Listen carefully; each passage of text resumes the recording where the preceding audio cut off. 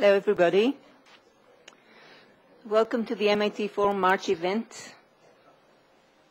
I wish to welcome our distinguished guests here, Professor James Carnley of Kellogg, Northwestern, Galia Racine, Tzvi Yamini, Guy Paradis, Alex Padua, and Annette Molavsky, Chairman of the MIT Forum. It's nice to see you here.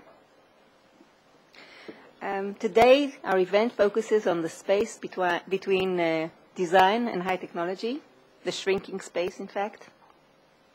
We'll discuss consumer motivation and consumer perception, what we know about decision-making, how this all impacts us, and what we should be doing about branding strategy.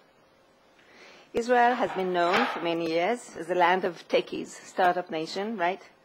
The general impression being we lack marketing skills and management skills.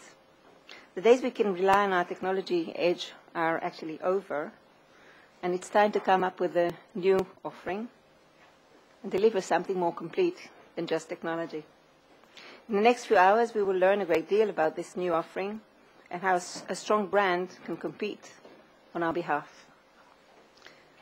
I'd like to start with a lecture by Galia Racine. Galia Racine is a consultant on innovation and strategy. She lectures on innovation on the DARE program, on the ZER program at IDC, and she's also the president of the MIT Alums Club in Israel, a graduate of both engineering and the business school, and the Sloan School of Business at MIT. Galia Racine.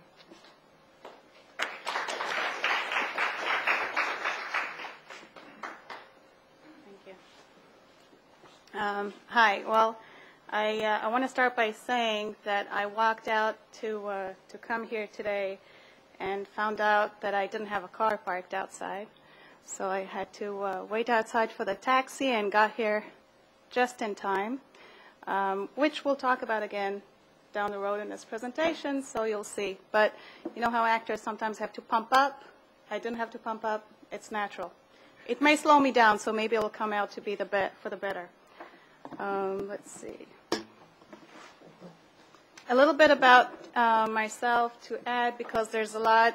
What makes a person who he is not just, is there a problem? You can't see? The lights?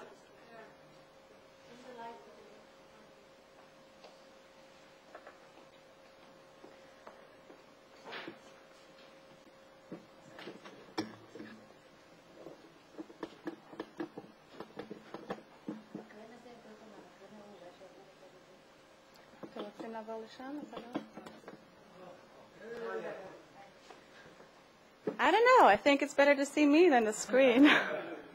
Maybe not. You know what? It's better that way, especially with the run on the way. So what made me who I am and what I have to offer to my clients today is not just the degrees. In fact, I think I set a record by completing 3 academic degrees, 2 engineering, 1 MBA, and forgetting everything I've learned. But I did learn how to learn, and we'll talk a little bit about that later as well. And I learned a lot from my clients. Some of their logos are up here. I learned a lot from my children, 6-year-old Ella and 1-year-old Mika. I learned from them how they observe the world and how to learn about things that we already take for granted, which feeds directly into innovation. MIT was and still is a great source and resource, and as well as my students at the Interdisciplinary Center. Well, if I may, each person take a minute, look at the picture on the screen, decide what you see in it, maybe write it down, jot it down, not really needed, but I'm going to ask you a question about it now. If you see a man playing a saxophone, please raise your hand. If you see a face of a woman, please raise your hand. If you saw both, please raise your hand. Pretty good, pretty good. Well, we're Israelis. We're good at that kind of stuff. But my point is, one thing I've learned is that there's always another perspective. And to me, innovation means systematically looking for the other perspective. What I'm going to talk about then a little bit, because I'm the first speaker today, about the context, design, what it means, especially because when you translate to Hebrew in our world, it's a bit narrower definition than in English. Innovation and design, because we're talking about, especially for us in Israel, high-tech and startups. Innovation is exactly the thread that links design and engineering. And geek or chic, smart use of resources for the startups. So design. Oxford translation to Hebrew is the itzuv, which is industrial design. However, it's also techen handasi, midgam, toshim, sirtut. It's also the engineering element of it. I think in English and in the States as well, quite often these days, people talk about design and immediately think industrial design. Maybe Professor Conley will, true? Yeah?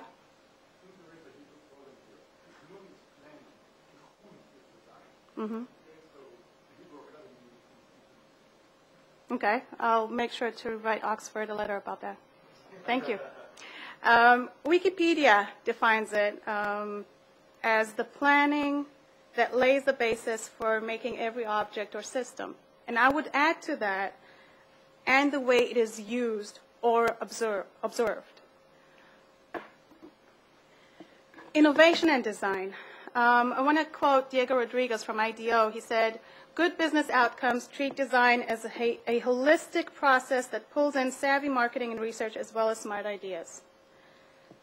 Broadening it even more is innovation is what blurs the boundaries between the worlds of engineering and design.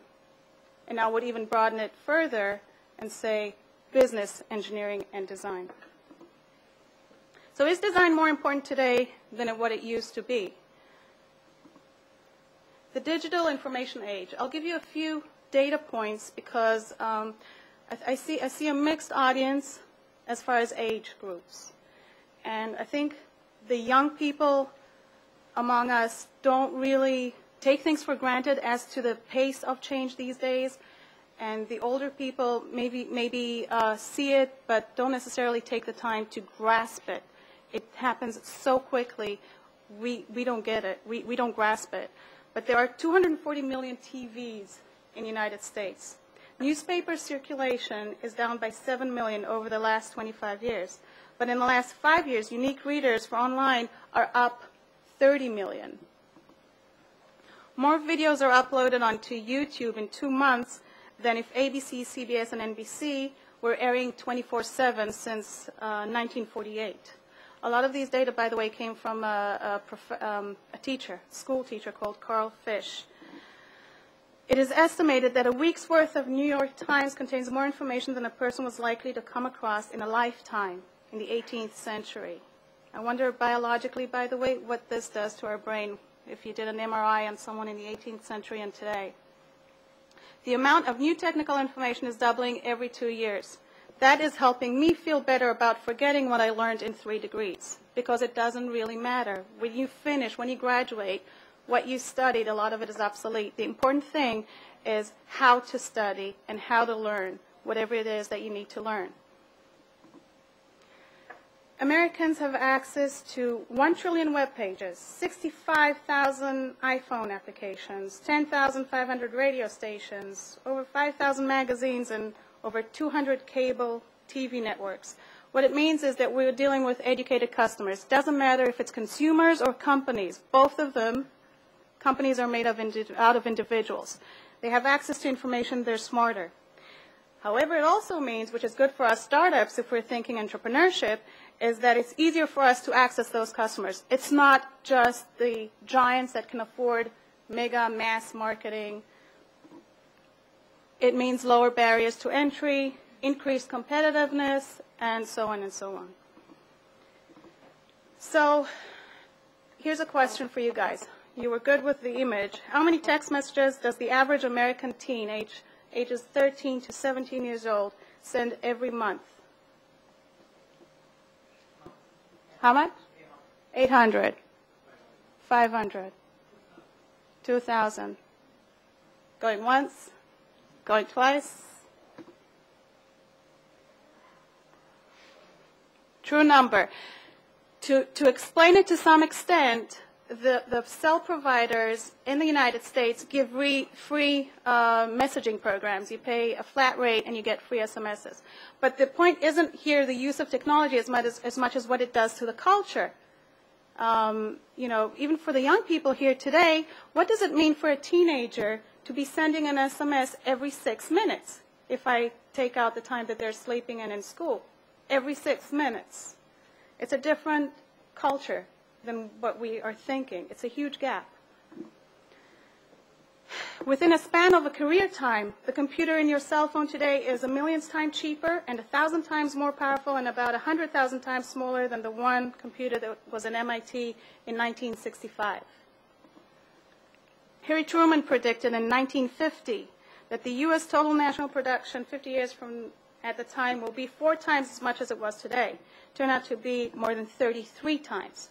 What this is to say is that things are changing so fast that we are not capable of even predicting or forecasting what 5 years from now are going to look like. If we think Facebook, MySpace, all these social networking was not around 8 years ago, just started 8 years ago. Did anyone foresee it, predict it?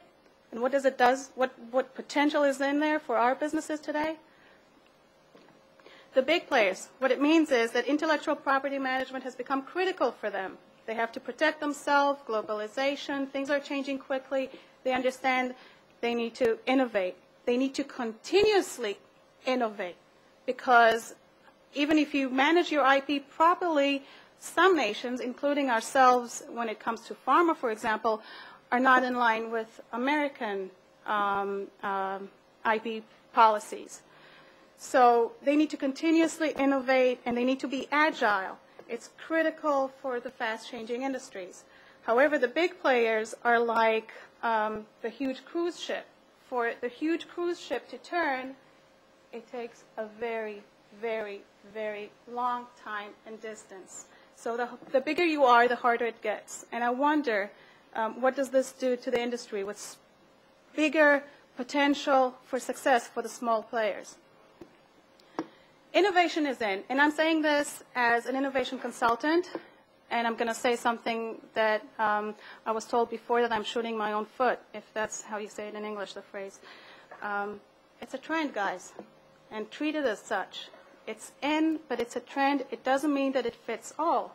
Do you remember Just in Time? Some of you may, some of you may not. When Just in Time just started, everyone were talking workshops and conferences, and everyone was talking just in time, just in books and schools, and huge hype. Today, do you go to a conference on just in time? I don't think so. Is it history? No one is doing just in time? No. We are doing it, but it became common sense, and it became something that we consider in context. So just in time, some companies, it's worth a while to invest everything they have and really make it just in time.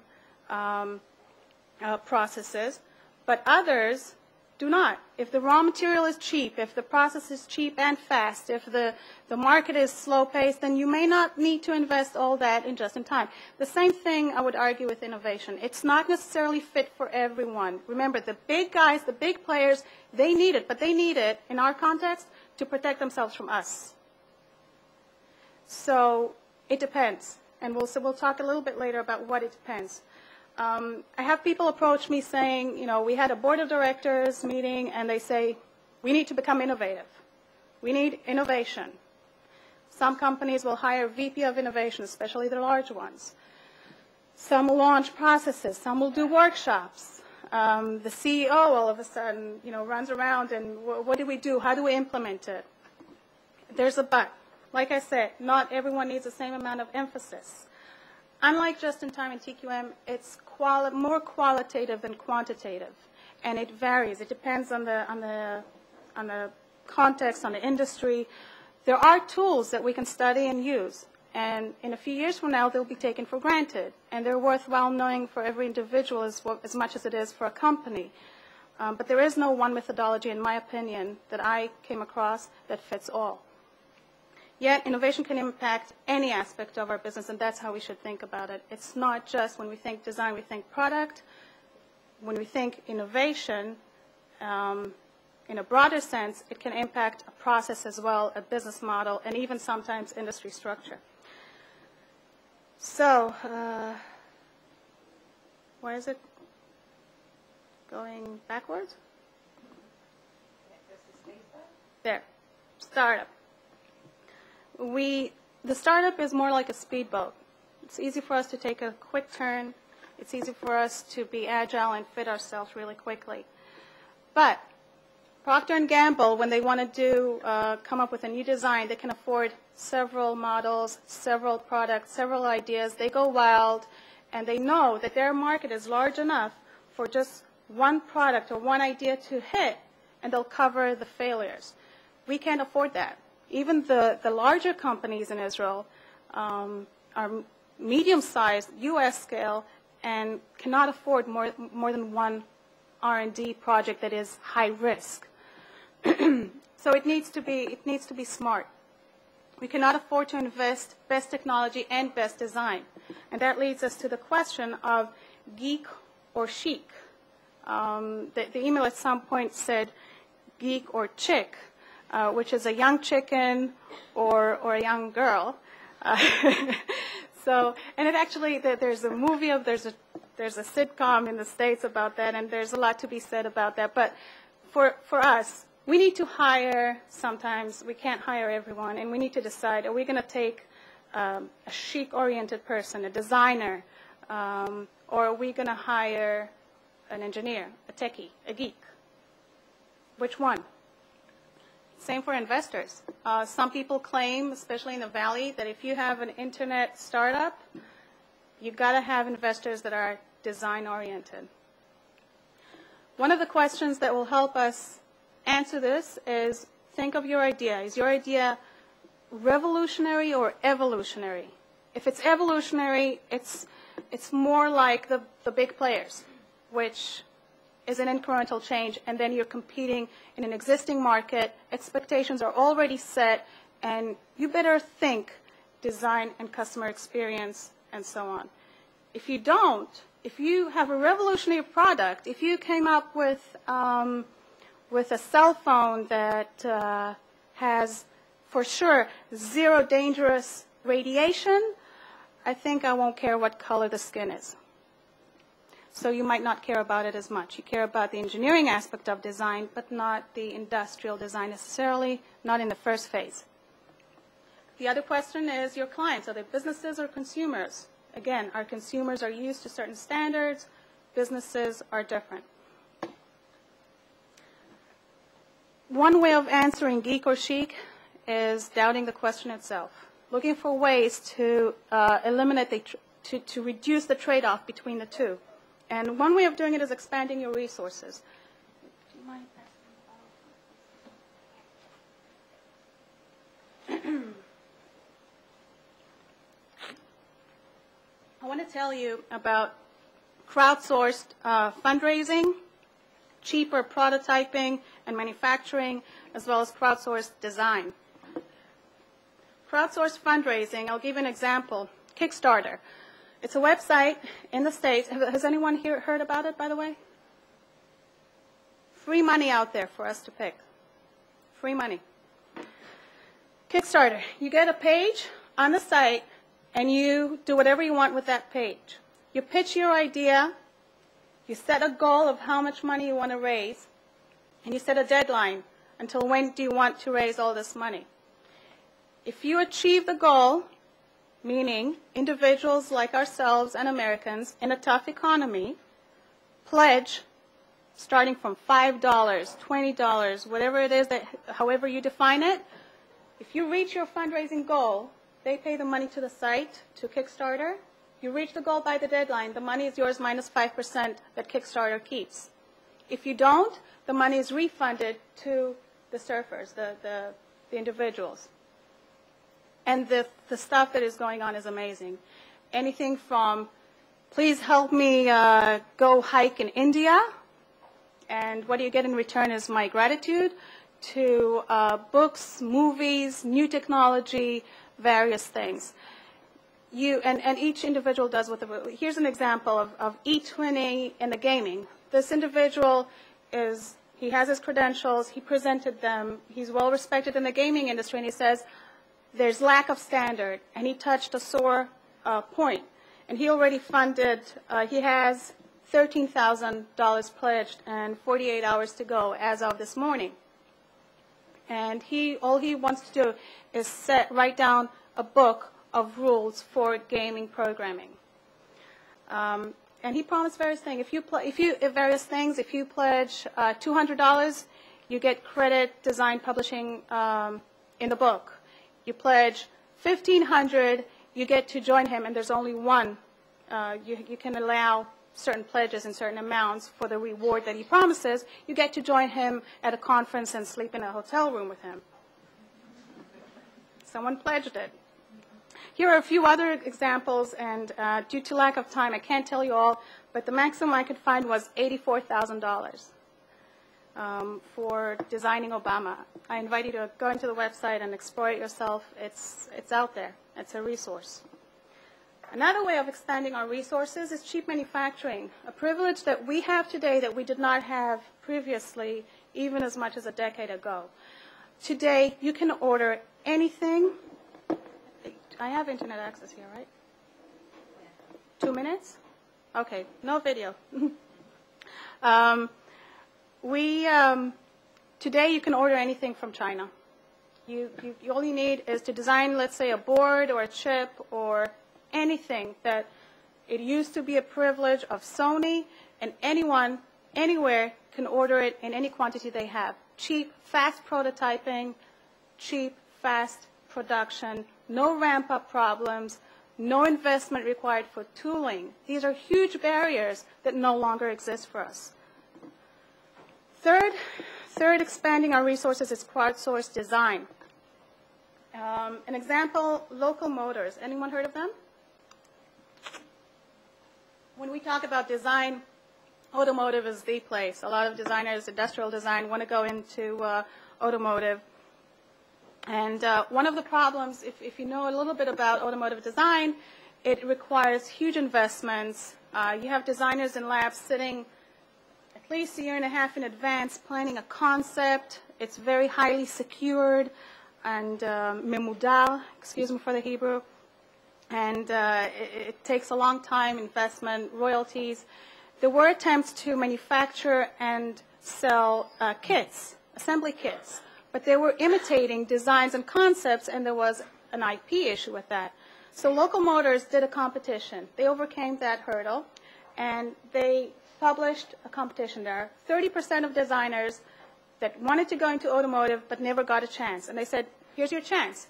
We're going to give you the software you need, especially and a photographic illustrator. Design the car. The winner will make it happen. Someone won. They didn't even promise a prize, but someone won. They gave them $10,000. And this car is now in production. Furthermore, they are able to produce everything. Like I said, you order everything, ease of manufacturing. Most of the parts are off the shelf. And the final assembly is done in little assembly workshops by the customer. A whole experience, brand new car. Use the designers that are out there. That's my point. You don't necessarily have to hire a designer. Here in Israel, we have ample designers, good, talented people, and not a whole lot of industry for them to go into. So that's a huge resource for us. We also nowadays, unfortunately, because of layoffs, there are quite a few engineers out there. We can tap into that resource as well. So combine the resource that we have in Israel, plus social networking and other tools that you have, plus we know that Israel is a small community. If you wanted to reach anyone or get a word out, you could easily do that if you do it right. Tap into those resources. So to summarize and give us some more food for thought, design is more than just industrial design. Innovation is a holistic approach bringing together engineering, business, and design. The question, does design trump technology? Like a true consultant, I say it depends. It depends on your market, your industry, your clients. Are they consumer goods? Are you selling to a business? Is it revolutionary or evolutionary, and so on? And what do you really want to achieve? You've got to ask yourself. It's not about good design, it's about the right design. Finally, redefine your boundaries, eliminate or reduce the trade-offs that you need to choose between design and technology, and tap into those resources, free resources that are available. Thank you very much.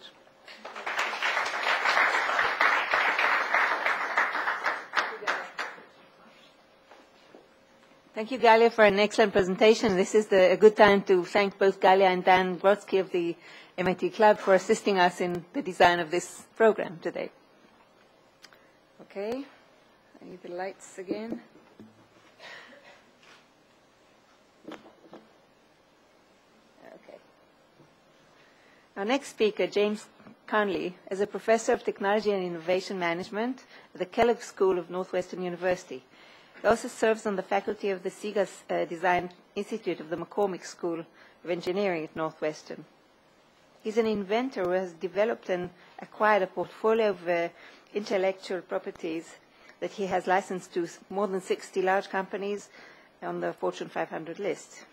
He's also an entrepreneur with interest in startup companies and how they can build and sustain a competitive advantage through design. This also serves as the focus of his academic research.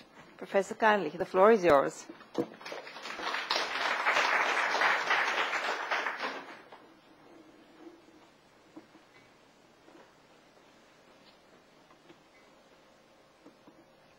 Ella's helping me with the technology.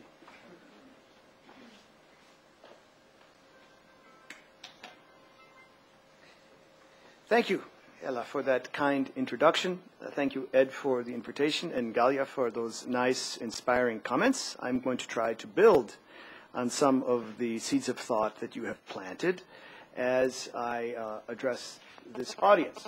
It is actually an honor and a privilege for me to come here and address this club. I've heard a great deal about these enterprise forums, not necessarily in Israel, but in other places.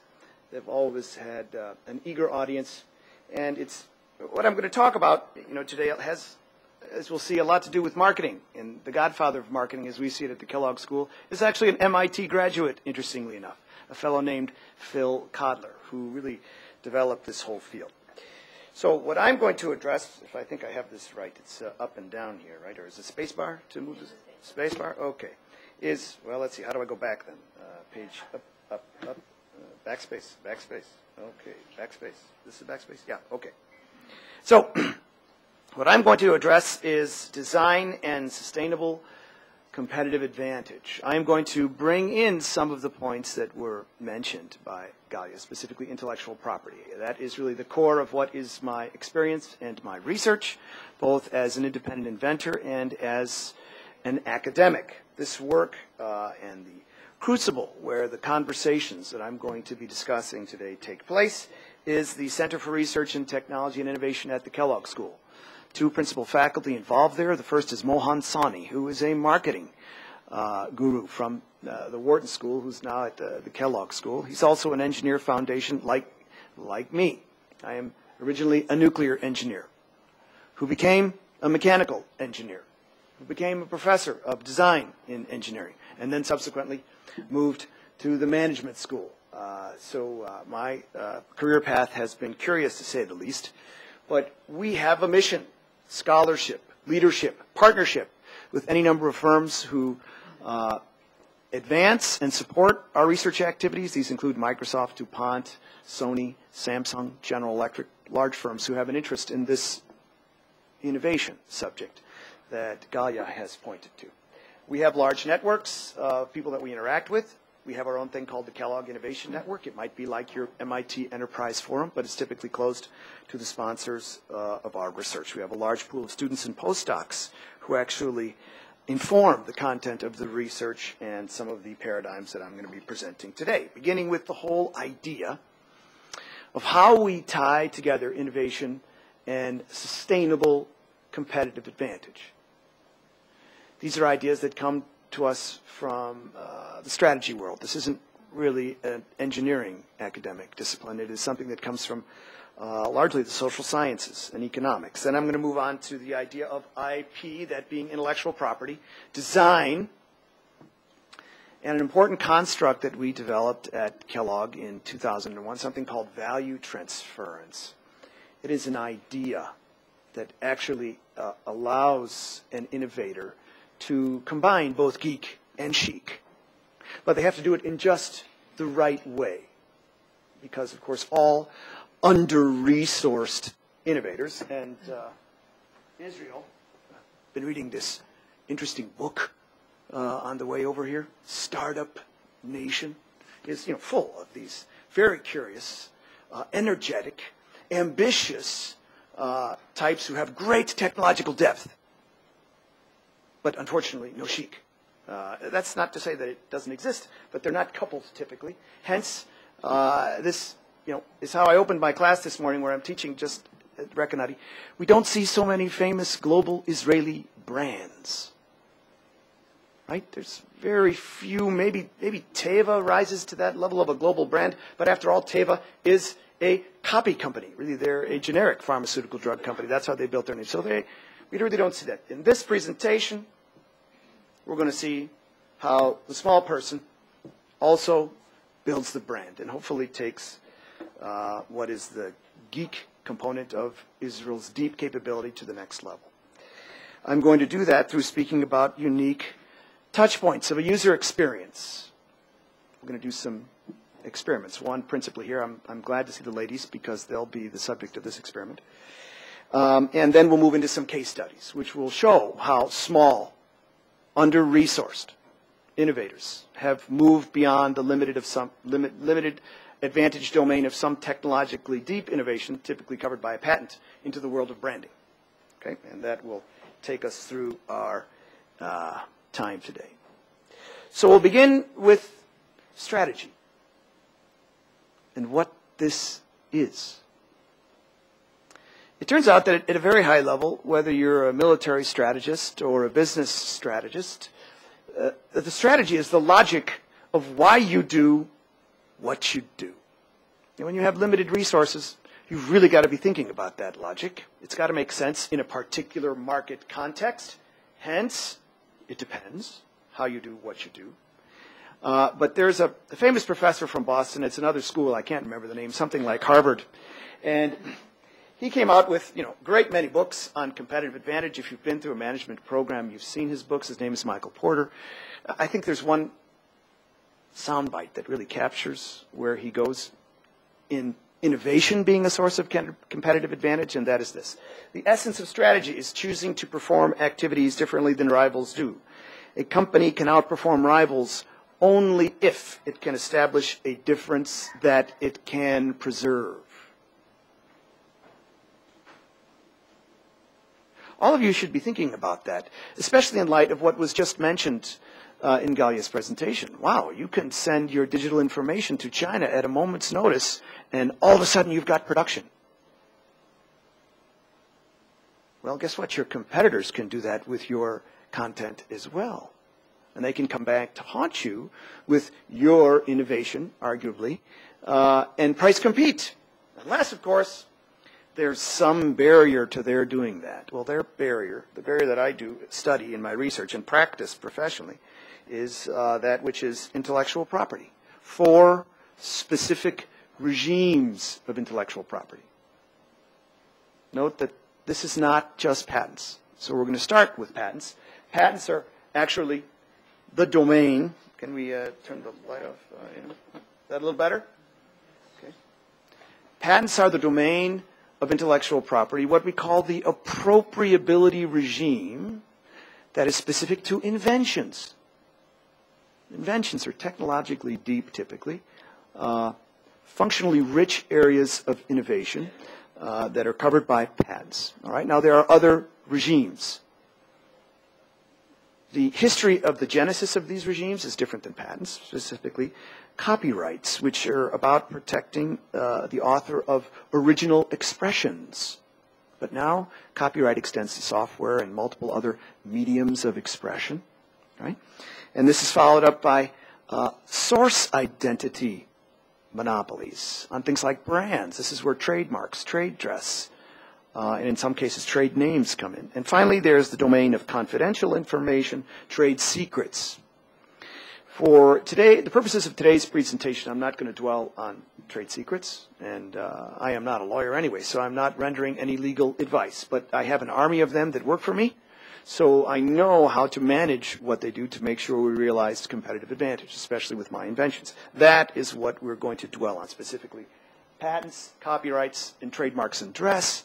And what we'll see there is design plays a heavy role in securing and sustaining this advantage, which in the short term begins with inventions. Now, if I were a lawyer, I would stand up here and give you quite a lecture on all of the ground rules of intellectual property. Well, you know, this is how you apply for a patent, and this is what infringement means, and this is what invalidity means. These are what nullity suits are. Here is a copyrightable medium. Here are the rules in Israel, the rules in Europe. And we could spend a long time discussing that.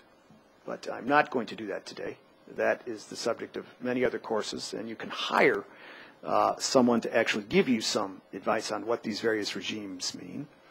In the context of design, I want to go through a translation exercise. I want to take all the rules of what you have for patents, which are actually in these two roles, utility and design patents, copyrights, the next row down, and then trademarks and service marks, the final row, and simply capture their meaning as follows.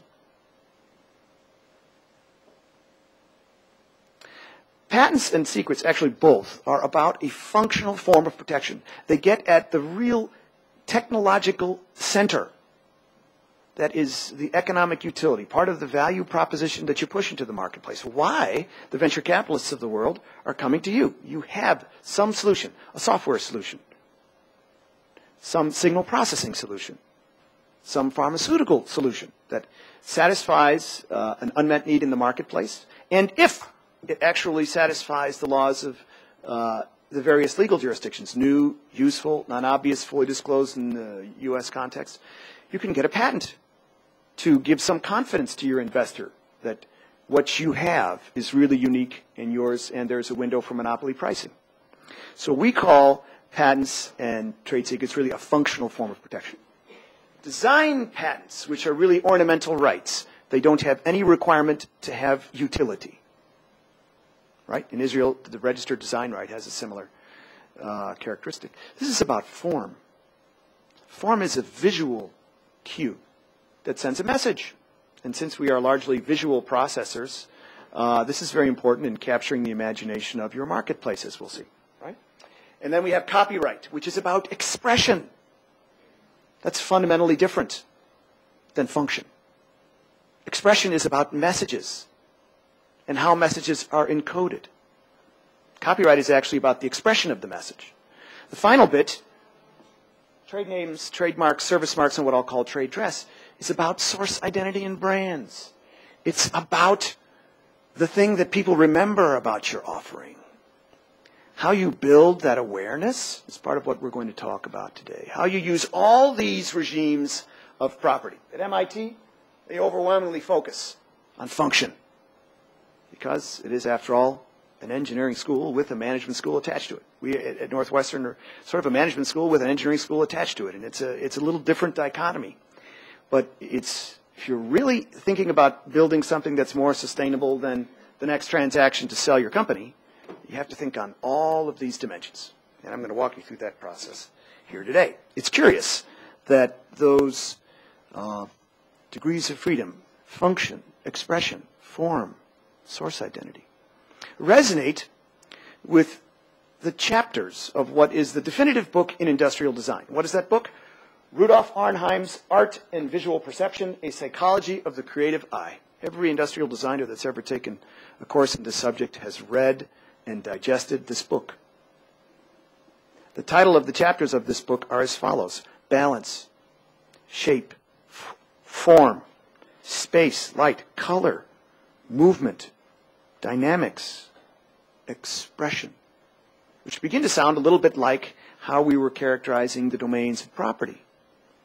And it's in that deciphering that we begin to see how designers can powerfully use multiple regimes of property to build and sustain competitive advantage. So we talked a little bit about property. Now we've talked a little bit about design.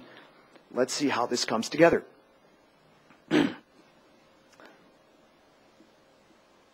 Now, unfortunately for you all, I really did enjoy my career as a nuclear engineer. So when I build a model to explain something, I go right back to the atom. And, you know, I spent so much time in this fantastic science. Too bad the market crashed. Otherwise, I'd still be there.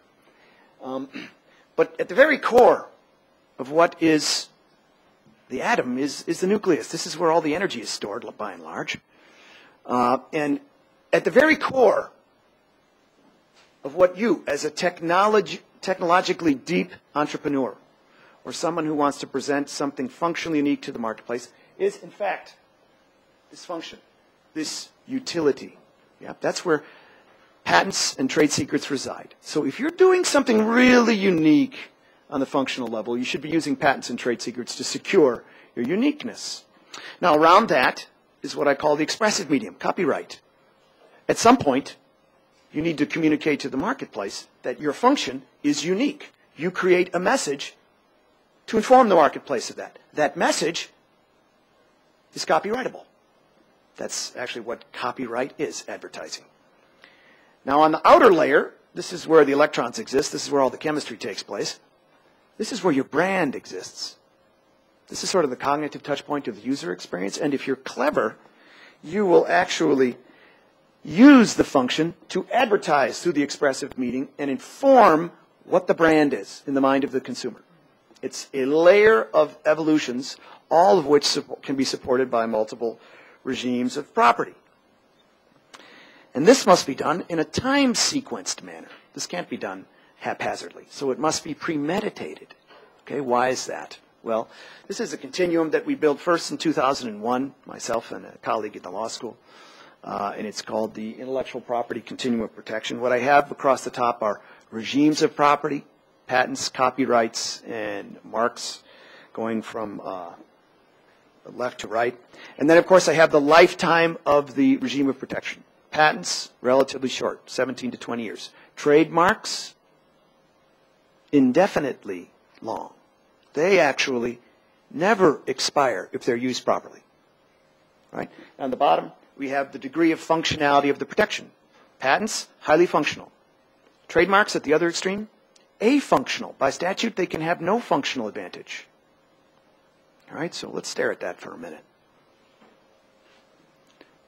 Short advantage, functionally rich patents. Long time advantage, afunctional but indefinite in its monopoly, marks. Okay, what does this tell us? This tells us actually if we premeditate and think how we're going to use multiple regimes, we have to start with patents or copyrights if we're in the media business. And then we have to build the equivalence between this functionally unique experience or this expressive originality. We have to build that into the meaning that is the brand. And then we secure it with the brand. And if we do this right, even over multiple series of offerings, we aggregate the meaning into the brand. And the brand becomes the vessel that actually sustains the competitive advantage. This is actually something called value transference, right? And it's very well understood here in Israel by a particular company called Teva. Teva is not the company that actually, historically anyway, has done a lot of innovation. But recently they're moving towards innovating. What they do is they jump into a marketplace as soon as the patent expires, and they aggressively exploit based on cost-based efficiencies. So their incumbent, whose market they're entering, something like a Pfizer or an AstraZeneca or a Novartis, experiences what is a shark fin curve, right? They actually have a tremendous advantage associated with being the monopoly provider of a molecule to the marketplace. And on this axis of value, this gives them some considerable competitive advantage up until the point where the patent expires. As soon as the patent expires, multiple people enter. You know, there's a 6-month period where only one person enters in the U.S., but then the whole world, Dr. Reddy's from India and Anshan from Taiwan, everyone's getting into that marketplace, competing exclusively on price. So naturally, the value of what is the patent tanks. And this is the shark fin. You don't have to be in the pharmaceutical business to experience this. Anytime that you're the first mover in a particular market and cost-based competition is entering, remember, you can get it from China at any time. You're going to experience this shark fin. So the question becomes, how do we avoid that? if we're the first mover and we're the incumbent innovator? My answer? Through your advertising. And this doesn't have to be very expensive, as we'll see. You build an equivalence between what is your functional uniqueness protected by the patent or the copyright and the brand. And over the long term, the only thing that your customer remembers is the brand. They think the brand is the same thing as what was your functionally unique, patent-protected or copyright-protected original expression. This became quite popular in the United States via the innovation that was led by a fellow named Robert Shapiro, who at one time was an attorney at a company called Searle. They made an artificial sweetener called aspartame, and aspartame became quite popular while he was at Searle because the Canadians had fed saccharin, which was an alternative artificial sweetener, to animals, and they'd more or less determined that it might be carcinogenic. The only option was aspartame. So it became very popular. It was used in Coca-Cola. It was used in many different food market contexts where people desired a zero-calorie sweetness hit. Right? Now, Mr. Shapiro got very clever during this period where they had a patent monopoly on aspartame. He actually gave deep discounts to his customers who would take this logo, which represented aspartame. That's this thing, right? Which became this thing. This logo, this hypnotic swirl, yeah, became the designator of what is aspartame. All right, and anyone who was actually looking for that zero-calorie sweetness hit, this is what you were looking for. This is the genesis of what we call ingredient branding. So, Mr. Shapiro has the big monopoly. Before the patent expires and Ajinomoto from Japan or Holland Sweetener from Europe comes in and starts competing based on cost, he's got everyone looking for that swirl. What happens when the patent expires? Well, there's lots of cost-based competition in the marketplace, but the customer's looking for the swirl. That's what they want. And who is the only one that can use the swirl? That's the trademark. That's Searle. And to this day, they have a tremendous advantage in the marketplace because of the brand equity that exists in this trademark swirl. He transferred the value from what was the patent on the molecule to the brand. And he survived the shark fin. That was the beginning of it. Mr. Shapiro, interestingly enough, subsequently went on to Monsanto.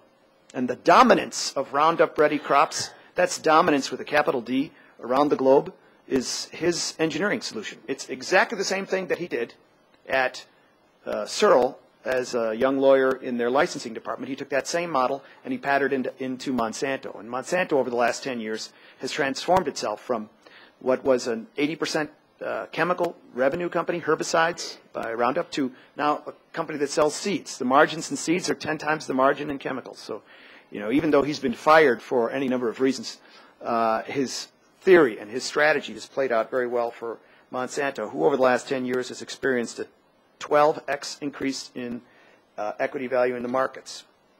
We started writing about this theory of value transference in 2001, and the lawyers got a hold of it, and they were very excited. So Gideon Parmachovsky and a couple of others from the University of Pennsylvania have written about it, calling it an integrated theory of intellectual property. Well, that all sounds nice, but what it really is a clever way to move through multiple regimes over time to build and sustain your advantage. And we'll see that design is central to this. There's one more component of this that's called value articulation. What is that? All right, well, this is actually moving on multiple dimensions strategically and opportunistically once you own this portfolio of rights. Okay? What it has as its backbone is what we call value transference. Building up the equities in the functional domain, secrets, patents, or copywritten expressions, and securing them with a brand. The brand, as we'll see, can actually be your design. That's where we're going with this whole presentation. And then opportunistically competing in the markets where you are today to grow market share, grow profitability. That's conventional growth patterns. But property, unlike all of the other assets that you will invest in your career, property gives you the optionality to move into adjacent markets through concepts like continuing prosecutions of patents and brand permission at the trademark level. That actually allows you to transport your advantage, to follow what the Harvard Business Review calls a blue ocean strategy. And the flexibility that you have in your estate of intellectual property is one of the few things that will allow you to do this. How do you do it? You do it through strategic venturing, licensing agreements, joint ventures, where you extend the backbone advantage of your property into a new market. You find a new home for it, and you, in an opportunistic way, act to make that transformation. This is what we call value articulation. It's the second framework that I want you to remember. Now, to do this and to tie it all into design, I want to bring up one more book that speaks about the growing significance of user experiences in today's market. Whether it's, I did the math, Galia. 3,000 texts means 100 a day. 104 a day. Okay.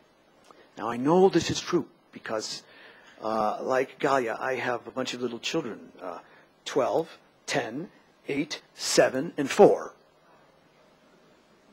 Okay? And we got my oldest daughter the phone to be used for an emergency. When we just came back from sabbatical in Europe. We got her the phone. Here's the phone.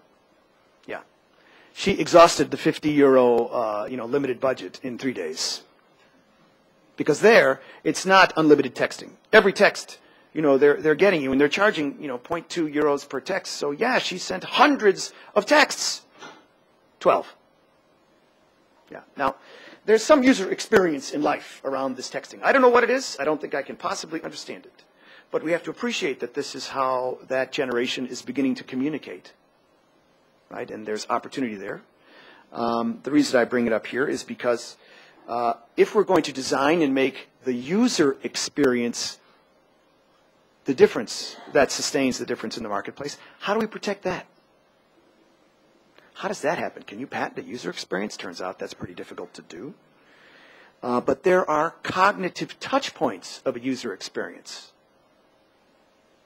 which you as the innovator create. You don't know that you're creating them, but trademark law is evolving in a direction that allows you to secure those. And remember, trademarks, unlike patents, never expire if you use them properly. So they are the indefinite asset. Let's see where that takes us. All right? There are multiple aspects, multiple dimensions of perception whereby trademarks have been issued. Right? So when I go across the globe and survey this, specifically in Europe, I find that there's a great deal of trademark issuance in the area of color. There's a whole slew of trademarks issued in the area of product shape and product configuration. Sounds can be trademarked, right? You've got a huge Intel establishment here in Israel, right? Okay. And if you are listening to the radio and there's an Intel commercial, what are the final 5 tones of the commercial, right? It's this 5-tone progression, da-na-na-na, right? The Intel 5-tone, trademark. Smell can be trademarked. It turns out taste can be trademarked. Whoever would have thought that could be the case? But this whole field is just exploding in its significance. The overall look and feel of a user experience can be trademarked, although this is difficult to secure. Even elements of dynamic motion can be trademarked. So I see Professor Aviv in the back there. Gadi, hello, Gadi. He used to invite me here to teach at a special program that I would come in the summer. And in the summer, you have all sorts of these personal watercraft in the beach. They're coming ashore, wave runners or whatever. You know that big jet of water that fires up off the deck of a wave runner? This is the trademark of Yamaha. This element of dynamic motion. Polaris, Sea-Doo, all of these companies who want to compete, no, they cannot use that jet of water. Right now, you may not think this is significant. Believe me, this is a source identifier for those who are in the marketplace. They want to see that jet of water fly up off the deck when they hit the gas. That tells them that this thing is really going and they've got the right product. All of these are dimensions of perception. And all of these things, if we do this right, can be owned. Does anyone recognize this? Well, I heard Weber. Yeah? Who recognizes this as a Weber? Yeah? It's a barbecue grill. Okay, it's the oldest barbecue grill that is in continuous production in the United States. I mean, these things are made incredibly inexpensively. But this one is trademarked. And it's aggressively trademarked. You'll never see anyone quite this shape in the United States. In fact, it's become a service mark. It's a registered service mark. I think I have that service mark here. They've opened a whole new chain of restaurants where they actually take this thing and they attach it to the front of the restaurant. And you know when you drive by, they must be cooking barbecue inside there.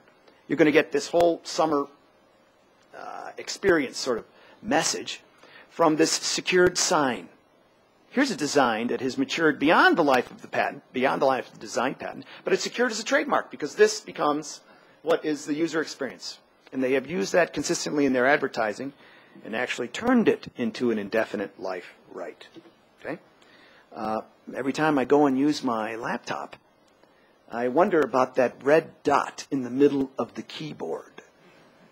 You know, that's kind of convenient for me. I'm not real good with that finger thing, you know. So that red thing, very helpful for me. And I know it's either an IBM or I guess a Lenovo now, right?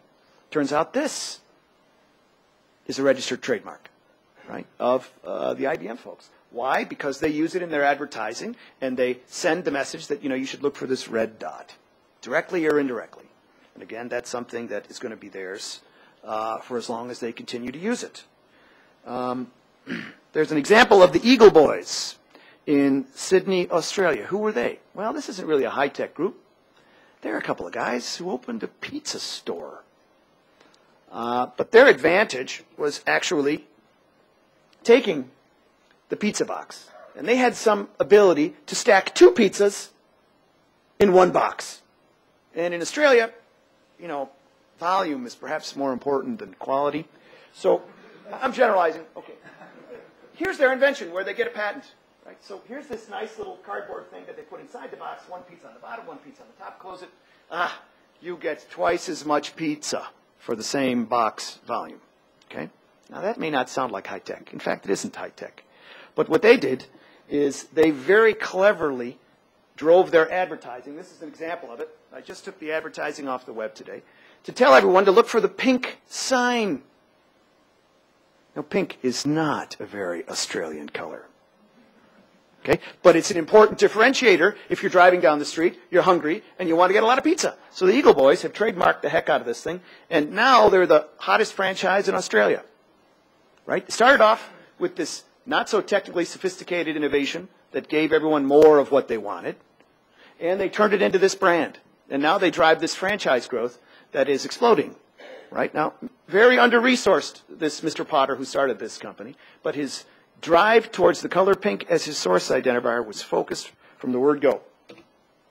Here's another classic sign with meaning, which has very significant commercial meaning in my house.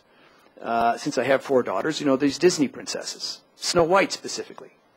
Did Disney write the story of Snow White? Does anyone know that?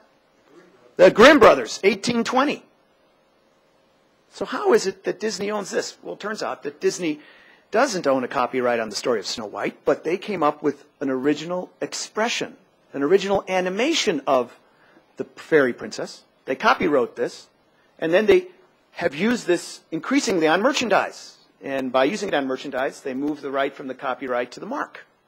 And remember, the copyright never expires. Or sorry, the trademark never expires. And it's not just Snow White. They've done this across a host of categories, which is more or less what they sell through the Disney stores. If you go into one of those with your children, Galia, look out. It's a very expensive trip.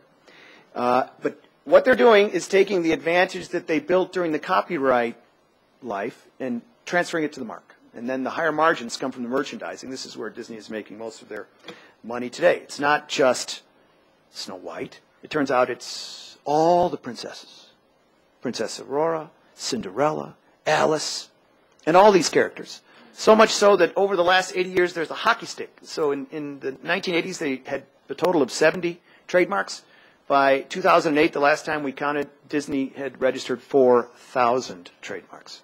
They started in 1925, and they went some 70 years with just a few marks, and then whoosh, big hockey stick curve, because they're taking everything into the mark regime. They're taking their designs, and they're sustaining the difference by taking them to marks. Here's an example of how the value articulation framework works in the Disney context. Okay, so Disney doesn't even actually come up with the expression that is this example, the story of Winnie the Pooh. The story of Winnie the Pooh actually comes from a Canadian, Mr. Milne, who wrote the book. His son was Christopher Robin. But Disney takes a license to the story, and they create their own image of Winnie the Pooh. What do? They brand that. That's up at the top here.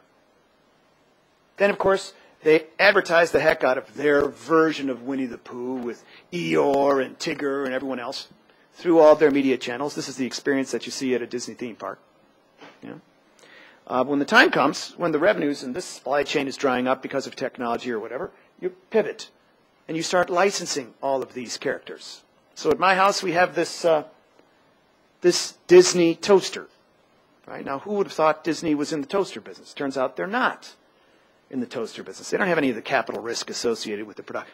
Anyone can make a toaster, right? But this toaster, my wife was willing to pay for. Why? Because it's got Winnie the Pooh and Tigger too on it. It's a licensing dynamic that actually allows Disney to capture 10% of the gross of the toaster business. Now, is that a really big business? Yes, it is a big business. In 2009, Disney did $22 billion in licensing. That's a big number by any measure. Do we have any Israeli companies that are that big? This is all a value transference game that they have undertaken, of course, over time, and they have all of the media engines to reinforce it, but it started all with a mouse. Okay, here's our experiment. Ladies, does anyone recognize where this is from? I see some smirks. Okay, please. Tiffany's. Who else knows this is from Tiffany's? Let me see a show of hands. Okay. Fine. I don't see Tiffany's name on here. How do we know this is from Tiffany's? The color. Yes, the color. In fact, this is the box here, the lovely blue box. I don't know how many of you have gone through this episode. In the article, I write about the fact that, every time we have a baby, and we're done with that, by the way, we have an aunt who comes and she brings the same gift. It's a lovely, well, I'll show you what it is. It's the same thing. It's a key ring with a heart on it, really lovely. We have 5 of these. And it actually doesn't matter what is in the box. When Aunt Alice shows up with the box, there is this spontaneous outbreaking of joy from my wife. Oh, thank you so much. It comes in the bag, the blue bag. Yeah. And Alice is so delighted that Sally is happy. That this is the moment. Everyone's just so happy. Let's not worry about what's in the box.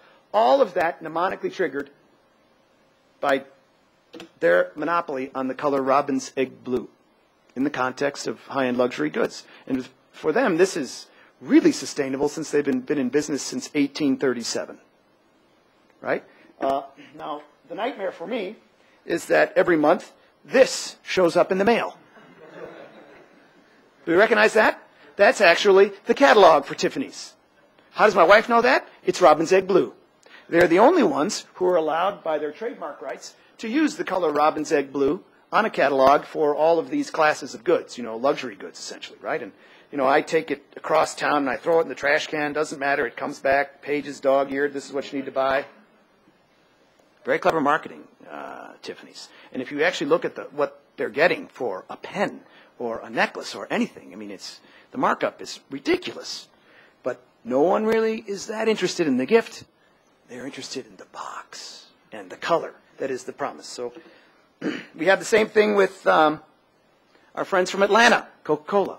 Right? Their whole meaning, their essence has evolved from what was the original bottle to the outline of the bottle to the silhouette of the bottle. This is a progression of designs that they have registered over time, which reinforces the message of, a refreshing drink that's coming in a bottle of this shape, all trademarked again. Here's the Yamaha example. This is their registration on this whole idea of a jet flying up off the back of a wave runner. Okay? So now we want to move into what are some specific examples, 2 specific examples that I think will illustrate this in what is perhaps more of a high technology context. And we'll start with one that you've probably heard a lot about, but never through the lens of property. So let me do that, and that is the iPod, the Apple iPod. We started writing about this in 2005. Certainly, this example has been beat up by most pundits of technology and innovation. But I'm going to try and bring you a different lens. Let me first explain that I'm completely infatuated with this product. because I do research in technology and innovation, I can buy each and every new version that comes out and put it on my university account. And I do that. I even have the U2 iPod, right? Signed by Bono and all the guys. Now, I don't know what the hell the thing is, but we have it because I had to be able to do what I like to do, and that's actually tear these things apart. But before I get to that, notice that there is a common design architecture for all of these, with the exception of the shuttle. Do we notice the base units? Something like a rectangle over two concentric circles. Perfectly consistent through each of these designs. I can imagine that was actually quite a struggle in the design meetings. Why are we doing exactly the same thing here? What is the end? I mean, can't we actually do something cooler? But they had a method in their madness. And this is the rollout that I examined when we started studying this, beginning with the first generation iPod. I have one of those. It's the brick. It's about that thick, very heavy, 4 gigs. To second generation with an integrated touchpad, and the third generation, the Mini, the Shuffle, all the way out to the Photo. What I like to do is actually tear these things apart. That's why I actually, every year I have to go to the provost and explain why I'm buying iPods.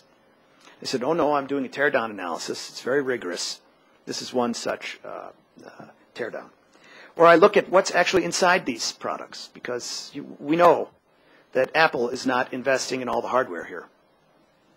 In fact, they're not even present in this hardware. Who do we see? We see Sony. That's a pretty big player. Actually, they're a competitor. We see Portal Player. We see Texas Instruments, Samsung, Toshiba, Wolfson, Synaptics, Cypress. This is the who's who of high tech, especially when this was launched back in 2001, right? Now, the difference that sustains the difference of this product is not actually the hardware. The hardware is everybody else's hardware. The difference here is actually the intelligence. I'll just show one more picture of a teardown. This is my 3G iPhone. This one really got the wife mad. I didn't take this picture. This I borrowed from the web, but I did take mine apart. And when you do that, you'll find that absolutely everything in there is somebody else's product. Even this chip, which actually has an Apple logo on it, it's not an Apple chip. It's a Samsung chip. You pop the cap off, it's a Samsung die underneath. So it's a bit of a ruse. There's nothing inside this thing from a hardware perspective that is Apple's. But what Apple does is it figures out how to make the intelligence their own. And this is the software patent on iTunes. This was the first thing that was the difference that made a difference for all the purchasers of this product. It completed the system. It was the functional uniqueness. We're at the center of what is that atom. Okay? But then, of course, they improved the form of this offering. And they continuously improve the form of this media player that is their iPod, right? And they went through a whole series of design patents. Now, design patents are important because they establish that the form is, in fact, unique. Strategically, that's important because that's evidence you can use to claim that the form is a unique source identifier and hence get a trademark, right? And that's what they did with this consistent form factor. Executed beautifully right up until today. It is the same. Why? Because they want to trademark this. And so they have a trademark on that. What do they do with that? Well, they use it to send the same signal to their customers of the ingredients of this particular box are going to work with your iPod to drive the Made for iPod program. Has anyone seen this Made for iPod thing? You go and buy a peripheral product, and you're looking for that label on there to tell you that it's going to work with the iPod. Philips, 100% of their sound systems that are actually compatible with the iPod carry that label. You know what they pay Apple to do that? $4 a unit. So this Made for iPod program becomes the way that Apple actually, through consistent design in the product phase, captures a portion of the value of the peripheral ecosystem. See how they're doing this? Okay, and it's all premeditated, going from the functional uniqueness that is iTunes, driving into the form, trademarking the form, selling the form back to the marketplace. This is actually the latest version of this. The Made for Nano thing is down here. I got this from the Creative homepage a couple of months ago. We started writing about this in the Wall Street Journal a while back, and everyone was thinking, "Guy, can you really do this?" Yes, you can really do this, and Apple is the master of it. This whole idea of value transference and extending this is not just specific to consumer electronics, where we spend a lot of time with Apple, right? It's been undertaken in pharmaceuticals, and in this article, which I can send you if you'd like, we actually describe how you move from a patented focus to a trademark focus in multiple contexts, beginning with pharmaceuticals. So Teva sells this stuff called omeprazole, but in the U.S. it's actually branded as the purple pill. Teva can't sell the purple pill because that's the registered trademark of AstraZeneca. And AstraZeneca, even though the patent expired in 2001, is still earning $6 billion a year on this drug. No shark fin. Right? You figure 2001 is when the patent expired. They were selling $6 billion then. This year they're still selling $6 billion.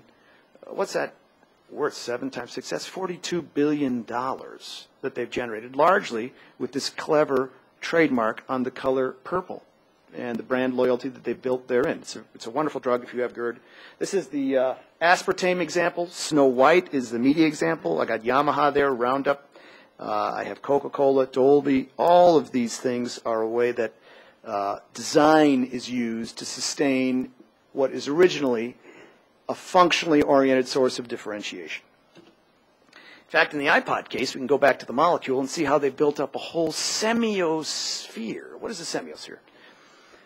One of the things that I didn't do enough of when I was an undergraduate was take liberal arts courses. You know, in nuclear engineering, we absolutely had no time for anything like liberal arts courses. I mean, I had 140 hours of lab, I think. And so I didn't really appreciate what these folks over in the language department were speaking to. And in the social sciences, they have a well-developed sense for how meaning is encoded in things like language. And this is one of the things Gadi taught me when he first brought me here to Israel. How Ben Yehuda resurrected the Hebrew language. Why? Because the vessel of your culture is encoded in this language. All right? Well, that also extends to branding. You can build the unique meaning of what your product is to each of your customers by building this semiosphere. Semiotics is the science of signs and how signs encode meaning. It's something that comes out of the what we call the liberal arts disciplines. And in this context, we can see how Apple, through consistent design and the difference that is encoded in the utility patents and the design forms, has built up this advantage over time. That's just one example. There are many others that are talked about in the paper. What do you think they're doing with the iPhone? Right? Here's my iPhone. I'm going to turn it on. 0818. This is what my screen looks like. Let me see. I got to go back one maybe. This probably yours looks the same? Yeah, more or less. What do you think their advertising looks like? When you go and buy an iPhone in the States, this is on the top of the box. When you're in the the executive lounge at Frankfurt Airport, where Deutsche Telekom does a lot of advertising, there's all these little leaflets about iPhones. They're exactly this. What are they doing? They're transferring the value, which is originally protected by all those patents on the touchscreen, through the design form, design patents, into the trade dress. That last thing is the trademark. This is premeditated use of multiple regimes to build and sustain this as the cognitive touch point of the user experience. Okay, now that's enough from big companies. They're also articulating the value here. I want to get to one last example which speaks to a small entrepreneur. They went from the design form and the utility patent to the brand.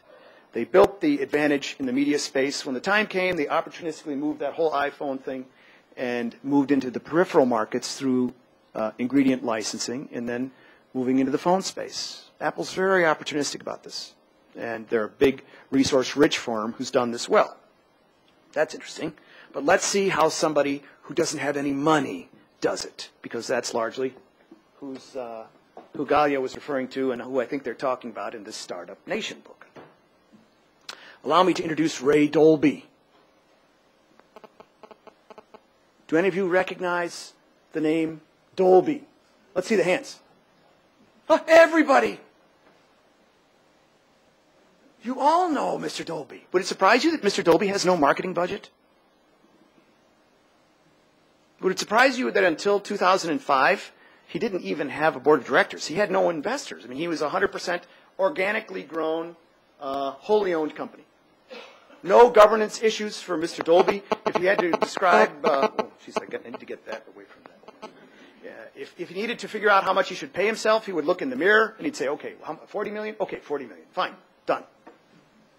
But in 2005, you went public, and in those moments when you go public, our securities laws allow us to look into the books of a company for the past 5 years, and we could see how Mr. Dolby was operating his business model. He is the inventor of what in the analog era was called noise reduction. Does anyone remember Dolby noise reduction? Analog tape? Ed remembers, but you know, you're maybe a little bit older. Okay, some others, all right. Okay, funny, the older guys amongst us, you know, we know this because we used to have reel-to-reel tape. We used to have 8-track tapes. We used to have cassette tapes. All you young kids, you don't remember this. But now there's a phenomenon in signal processing associated with that user experience. And because of the way that the signal is recorded and played back, you'd sometimes get this high-frequency hiss, right? And it was very annoying. Mr. Dolby figured out how to encode through signal processing a way to dampen that noise. And that was called analog A, B, and C-type noise reduction. He developed it on his own. He originally was the sound engineer for a company called Ampex. You may remember them. They made the world's first VCR. It was the size of an American refrigerator. It's no wonder they couldn't sell it. You know? But the Japanese got the idea that they would miniaturize this, and so Mr. Dolby, after he left Ampex, developed these technologies, and he patented them. Why? Because he was aware that if he doesn't have a patent, in many cases, especially in today's context, as we heard earlier, you're going to be manufacturing commodities in a big way in no time. So his basic philosophy is, I have to have the patent on this thing. If I have the patent, then I can do some interesting things. In his case, in the context of consumer electronics, he really wasn't selling any products. He was only selling the know-how, the signal processing algorithms and technology to actually remove the noise on recording and on playback. All right, that was what his know-how was. And what he did was he used his patents to give preferential pricing. This should begin to sound like Mr. Shapiro at Searle. Right? Everyone wanted his algorithms because they knew they worked. He had the most experience at Ampex. So Sony gave him, Sony took an unrestricted license, well, not an unrestricted license, a non-exclusive license to his patents. And he gave them a great, big, deep discount in exchange for putting his name in very de minimis type above the button that you would push to actually activate the algorithms. Right? This was the genesis of the ingredient branding of Dolby in the consumer context. And over time, he went to all the other manufacturers, gave them preferential pricing, but they had to use his name over the button. And so the front of the world's consumer electronic devices became his advertising platform. Through 2005, right, he started this in the 1960s, he spent that much money on marketing. Didn't have to market. Everyone else was doing his marketing for him. Right? Because he didn't have any money to advertise. Should sound like a lot of these Israeli companies. Now, what becomes very powerful for him over the long term is these estates of trademarks. And he has hundreds of these all over the world. The trademarks, again, if they're managed right, never expire. But each new innovation that he brings to market, whether it be in the analog world or as we're going to see in the digital world, aggregates to that Dolby name. So how did he move from the analog world, which expired 20 years ago, more or less, to the digital world? Well, he did it through a clever partnership. He partnered with the movie studios. And when they started to build digital theater systems, he was in the front row because he went and actually helped all the theaters create the sound in their movies that would really be a fantastic digital sound experience. And then as they built out these theaters, Dolby is the blue line in this picture. I think THX is the red and Sony is the green. He eventually, over a period from, this is May of 93 through 2004 or so, he became the dominant installed base for theater sound systems. And the studios would have to pick between THX or Dolby. And Dolby has won all the Oscars, not necessarily THX. So we keep driving right back to him. And through this progression, he moved from the analog Sound King to the digital Sound King. He's also become the standard for home DVD systems and these home theater systems. Do we have those here in the audience? Right. So my brother bought one of those, and I went to ask him, now, Paulie, this is really fantastic. I'm so impressed with this thing. What does this Dolby thing mean here? This Dolby, Jimmy, I don't know, but I had to have it. That's actually the end zone for anyone who owns a brand. Mind you, this fellow started with absolutely nothing but a good functional knowledge of signal processing. And then he goes to high-definition TV. The broadcast system for high-definition TV and the standard thereof is a Dolby standard. He keeps right on going. He's articulating the value, taking what began as an analog source of competitive advantage and moving to new opportunistic space in the digital world. Right? So he's skipping across generations. Now, mind you, he's not looking to sell and get out, Mr. Dolby. He wants to manage his brand for the long term and create a long-term engine of wealth creation. And he starts with nothing, and he does this in a way that's actually quite clever. And I put forth that actually you can do the same. He did actually go to the public markets at one point to avoid an estate problem. The power of his model is transparent in the details of the offering, however, right? He raises $500 million, doesn't really need it, but he needs to get the stock, some elements of the stock out of the hands of his company. But in the transaction, if you read the fine print, he retains 95% of the voting rights in the company. Show me one Israeli entrepreneur who's gone through an IPO and maintained 95% of the voting rights. Dolby has done this very cleverly because he knows how to maneuver the intellectual property model. And he actually did this by keeping some of the rights outside of the company and licensing it back into the company. Very clever fellow. We've written a lot on Dolby. You can read it. This is actually a good example of how we might use pricing to drive a customer to help us build our brand. That actually is your only option if you don't have any other resources. But what it is that you focus on, it could be the shape, it could be a sound, it could be color. But this requires that we premeditate on how we're building this equity, this meaning that actually is what is going to be vested in our brand. And it can be done in the context of Dolby in a way that isn't conflicting, but you can't present channel conflict if you're going to follow this path. The reason everyone uses Mr. Dolby is because he doesn't actually make anything. And he's viewed to be a neutral player in the middle of the very complex consumer electronics value system. Okay, so that is what I wanted to cover. And I thank you all for staying awake and entertaining these ideas. Now I guess we'll take some questions, yeah?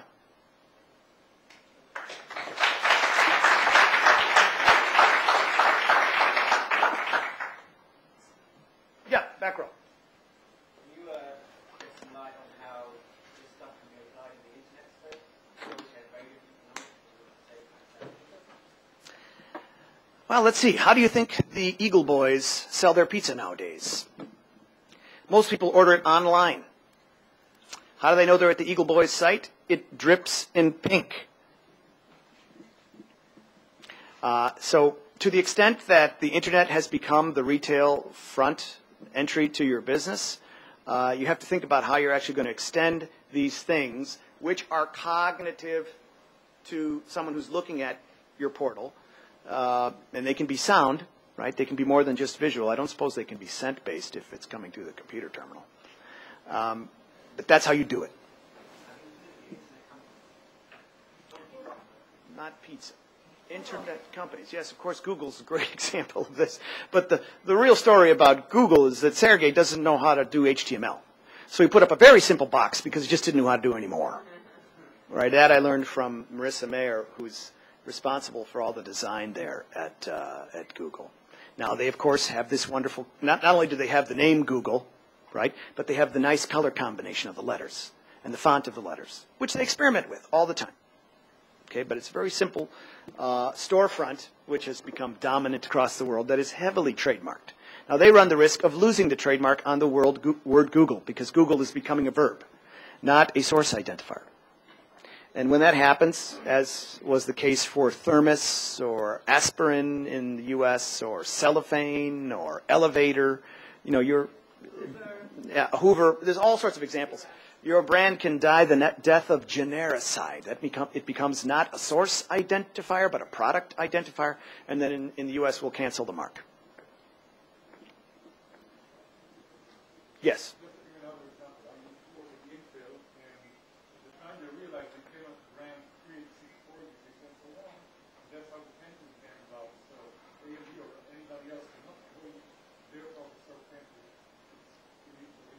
Yes. Yeah, Intel is a tremendous example of consumer electronic ingredient branding, but I think they learned quite a bit from Ray Dolby because he was just down the road from them. Okay, and also Intel. So Galia painted this picture of the giant ship moving through the water and not really being able to turn quickly. Well, they've also painted themselves into some dark corners, right, by putting magenta on the color of the Centrino. Do you remember the Centrino marker that we used to have on all of our computers? It was magenta. And they called it mobile technology. Do you remember this? Yeah? Well, guess what? The color magenta is the monopoly property of our friends in Bonn, Germany, Deutsche Telekom. And if you're going to get into the mobile telecom space and start using magenta, you're going to run into a vicious lawsuit. And I was actually here in teaching in Gadi's program when one of the students from Intel sent me the internal memo that had just come down. Oh, we have to move away from magenta. Imagine, this was 2 years into the Centrino life cycle. They'd spent, I don't know how many hundreds of millions of dollars on advertising. And, you know, Deutsche Telekom wasn't interested in a license. They don't care about money. They were just telling Intel to get away from magenta, and they have to move. You know, so as convergence occurs, you can get yourself into curious situations, especially if you're big and don't move quickly. Yeah. Other questions? Or maybe for Galia, too, because she presented some interesting ideas.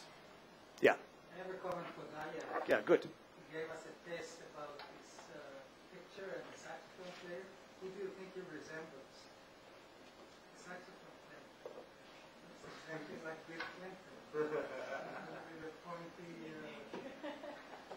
and the other one is, you mentioned all this information disclosure. Suddenly jumped to my head what Bruce Springsteen said. 500 channels and nothing to watch. There's tons of information. Sometimes not. Yes.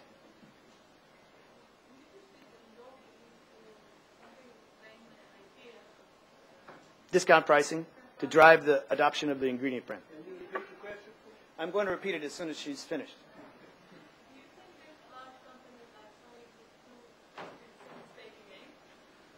Okay. So the question was, you know, Searle and NutraSweet, by giving the discount on the ingredient and requiring the use of the brand, and Dolby used the same model. Would companies like Sony do this again? Okay, so I put that question to Mr. Nakayama, who's actually the licensing manager of Sony. He became one of my licensees. So we had a nice conversation. And he said, absolutely, I would do that again. You know, because I could not build my own Sony brand because Toshiba would never take it. And while we might be excellent, their idea was that, yes, we built Mr. Dolby's empire. We did that. But he's also helped us quite a bit. And he has all sorts of know-how. We don't mind paying him. And Dolby, you know, this guy makes a lot of money. And I think he at one point was earning $1 million per employee. You know, and not much overhead, if you know what I mean. No factory. Yeah. There was a question here. Yeah, well, I want to say something and then to ask a question. Sure. My feeling is that in Israel, in the entrepreneurship business and the small startup companies, the road where these companies go is very different than what you described. I was looking and I was, you know, it was very interesting to see the letter that companies need to go through from an idea to a trademark. And my feeling is that in Israel, when you think about how a company starts, it doesn't have that vision at all. That's right. They don't know. It's not just about knowledge. It's about two things, because many of the young people, I can testify for my friends at least, do go to school and study and know at least that these things exist. But when you look at how these companies are being sponsored, it comes from a different point of view. You look at venture capital money. They don't have the vision. They don't want to show you any vision and trademarks at the end of the road. What they want to see is much sooner than that how they make their. And now to the question: then what would you suggest to small companies like that may want to you know, to look at the longer vision, but have difficulty with their investment in that aspect? Well, the challenge with my approach is in the premise of going to the venture capital firms. If you want to do this, you beat Mr. Dolby and you don't go there at all. Now, of course, yeah, I know. It's not easy. None of this is easy. If you don't have any resources, I mean, it's really difficult. So just know that you make the trade-off when you go there. You just can't do this. But there's plenty of Israeli firms who actually can grow organically. Now, they may not have explosive growth. This may not, I mean, Mr. Dolby started on this in the 60s. Right? And he wasn't paying himself millions of dollars until the 80s or 90s. So, you know, he put a lot of time into this. But over the long run, it's paid off very handsomely. And still, you know, he has 95% of the voting rights in the company. That's amazing to me. Really, I mean, yes. Social networks today, some companies and the user content, YouTube and other this kind of website, you actually, in some cases, lose the control over your brand. Yeah. Someone else can hijack your brand, like in some cases, we see the local Martin shoes, which became a symbol of skinheads in the 90s, and even Burberry with English hooligans in the soccer field that used the tabs. I mean, this you can run a risk here when you base your whole trademark on this icon. Okay, so my supposition here is not that your entire business is based on this icon. The repeat purchase business and the customer loyalty is going to be triggered by this icon, right? And if you do it right, you actually drive the equivalence between the functional mode of protection and the brand. So that the customer is looking for this trademark, all right? It isn't the whole thing, but it is a lot of what sustains the difference, right? Now, this requires long-term view. You can't do this in the short term. And I don't know how social networks compromise your ability to control the meaning of your brand, right? I'm sure it's a relatively new phenomenon. Now, you're pointing to the skinheads and everything back in the 90s, but still, those brands that you pointed to are quite powerful. They command a huge premium, and they have been. I don't even know what Dr. Martens was. You know, so you know, but there's plenty of brands. You know, we can point to examples of ones that have been mismanaged or hijacked, but in general, this works. I don't have a whole body of evidence of how, you know, they're. We see in the future that user device content is starting to become more of the norm. I mean, even in the news today, we see. Yes. What did Galia call? You know, some kind of community of designers are going to do this for you, or you know, you create some kind of contest environment for solving the problem. Interesting. We create our own news today. So in some way, we influence the brand. Yeah, I'm not here to speculate on how that's going to affect this model because I don't actually know. Right? It would seem to challenge it at some point, but I think that would all again depend on context and you know what market you're in. I don't have an idea of how that's going to factor into this. There was another question here. No, just find that the whole idea is that behind the brand there is some kind of a perceived value. That if you buy from that brand, presumably you have something, some ingredient there that is more than the crowd. It could be the new perceived, it could be the Dolby, it could be the new Insider, it could be the Levi's jeans, which may be missing other jeans, and still twice the price.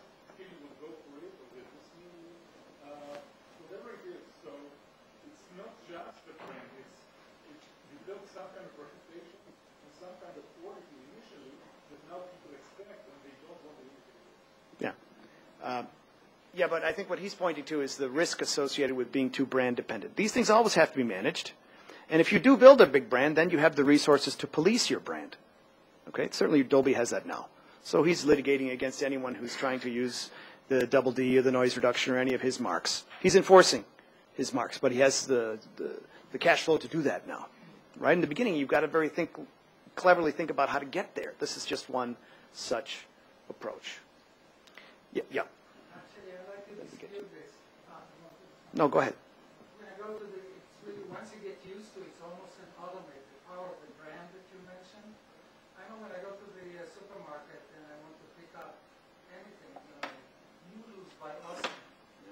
And the Superstyle, which have a cheaper brand, which I'm sure is about the same taste, but nobody could tell the difference. Yet, I don't risk it. And what can you recommend if someone wants to move the incumbent out of it? I sometimes force myself to try the other one, but it's against my risk aversion. Here's what's happening in the United States. It's called brand jacking. Where do we see this? We see this in these very large pharmaceutical chains. So, for example, the brand of Robitussin. Has anyone heard of Robitussin? It's a cough syrup. And, you know, when the kids are coughing, you know, you give this to the kids and they stop coughing, something like this. My wife just thinks this stuff is terrific. And it comes in a white and green box, black labeling, very specific trade dress. Walgreens decides to sell Waltussin right there next to the Robitussin. And the Robitussin costs $10 a box. The Waltussin, exactly the same ingredients, costs $2.99 a box. In fact, it's a white, green, and black box. Looks exactly the same. Oh, and this is serious cost-based competition. What can actually the makers of Robitussin do? Can they sue Walgreens? No, they can't do that because Walgreens moves most of their material. So the question is, how do you fight that? That's actually the bigger issue, in my opinion. And it's a tough one. What you have to do is you have to go and find the supplier to Walgreens, who may be Teva, and then you sue Teva. But suing Teva is extremely dangerous. They're the most sophisticated, savvy litigation firm. You know, so you're going to spend a huge amount of money, and that's part of the calculus. You know, is it worth it? Yeah. All of this has to be RAM resident. But in most cases, you know, it's only really bad when the house decides to compete against their own branded suppliers. There was a question over here. Yeah. Yeah. To begin with, it was. Right? Now there's a whole suite of intellectual property about the touchscreen. Yeah? No, the functionality. You should read the iTunes patents. They're very interesting. Simple. And this is another thing that differentiates, I'm supposed to stay near the mic, the U.S. system from European system. We aggressively grant these software patents in the U.S., meaning that the venture capitalists will bet their money on investing in the growth of these firms in the U.S. So, you know, iTunes went right through that window. Now, they didn't need venture capital money, but of course they're going to secure the difference that makes a difference, and that's the functionality of iTunes. You know, you plug it in, here comes this nice screen, download the music, pay the fee. That was a lot easier than what existed beforehand. That's the difference. So that's what they secured. Other questions? Yeah. Are we out of time here yet, Alia? Yeah. Okay. Yeah. All the way in the back.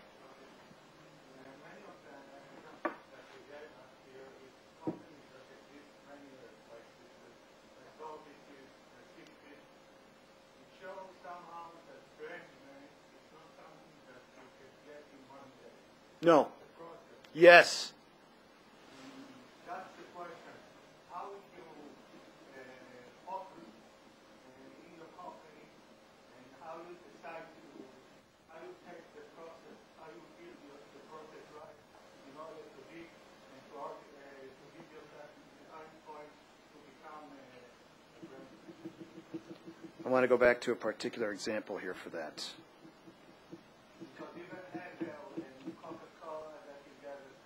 No, this is a relatively young company. Mr. Potter, who's the inventor of this interesting box. Yeah, well, you don't have to. It's only relevant to Australia. You know, if you're a pizza company making $50 million in Australia, you don't care about the rest of the world. And you're still selling a commodity, but you're doing it in a way that is driving demand. And in the food business, how do you grow and expand? What's the revenue model? Franchising. We had pizza maker in Israel 5 years Okay. ago. All right. But in this case, it's clearly an intellectual property foundation, this pink thing, which is the end zone, right? I don't know if you can see it. I don't know if I got the light here, but whatever. The messaging drips in the color pink, and it's consistent. So this guy, Potter, had the vision to go to pink. Pink is a very feminine color, if you know what I mean. So it's going to be, in the Australian context, it's not going to be a color that anyone else is going to claim. right? So he's really picked something that is arbitrary and unique, that he knows the competition won't move towards. No, wait. Of course, advertising and copy has to build the meaning between this unique box, you know, the volume pizza experience versus the quality pizza experience, you know, and that source of the goods, the color pink, either in the front of the restaurant, on the awning, or on the advertising. The advertising makes the connection. It is, what do we call it? The agent of value transference. Color, shape, design. Any of those things in the chapter of Arnheim's books that designers control, that can be secured through trademarks. But you've got to do this in a premeditated way. You can't react to this. It's got to be premeditated. Yes, it takes a long time. Maybe the Israelis don't have the patience to do this. That's fine. And that is probably the... You're talking about like the zombie that exists in the 60s. Yeah. Yeah, but you have to start somewhere, right? This one, okay, it's small, you know. There's a lot of companies that would like to be $50 million in revenue today, right? Yeah. Well, my point is to plant the seed of this, right? And to let you think about how you might do it given the opportunity. And perhaps try and sell this to some of the venture capitalists. They may see the value in this as well. But, you know, they themselves don't know actually about this. They have the 7-year horizon, which may be a little bit shorter than what it takes to do this. Well, actually, there's an international VC firm, I don't know how active it is now, but Walden, with a presence in Israel, used to tell everybody that they actually invested in a spaghetti chain, food chain. So this exists again. About Israel, about pizza, we had Pizza Meter only 5 years ago, and they differentiated themselves. Instead of selling round pizzas, they had square pizzas, and you could ask for 30 centimeters, 50 centimeters. It was an interesting concept, and they grew really fast. They didn't make it 50 years later, but it was an interesting concept. And regarding a question about internet differentiation, if you know Incredimail, who's doing this now? Is that my phone? If you heard about Incredimail, you know, Incredimail, a very interesting internet company, they had a blinking sign, do you remember, in their emails in order to attract you to start using them. And what they realized that, well, they tried hard to become positive, and what they realized at some point that if they blinked in an irregular manner rather than a regular manner, they got more traffic, okay? So you can use design in some very interesting ways. And you could probably trademark that. And they could probably trademark that. I don't know if they know about it. We heard some very interesting things about the human character, about the way we make decisions. And if some of you may have attended the event we held with Dan Ariely last June, we make emotional decisions and then we rationalize them.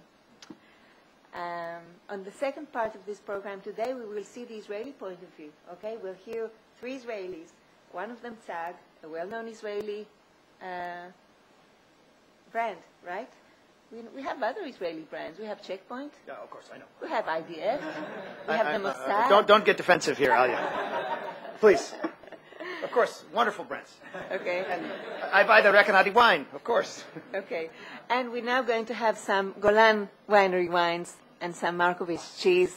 Stay with us. We'll be here at 6:30. Thank you so much, Professor Conley.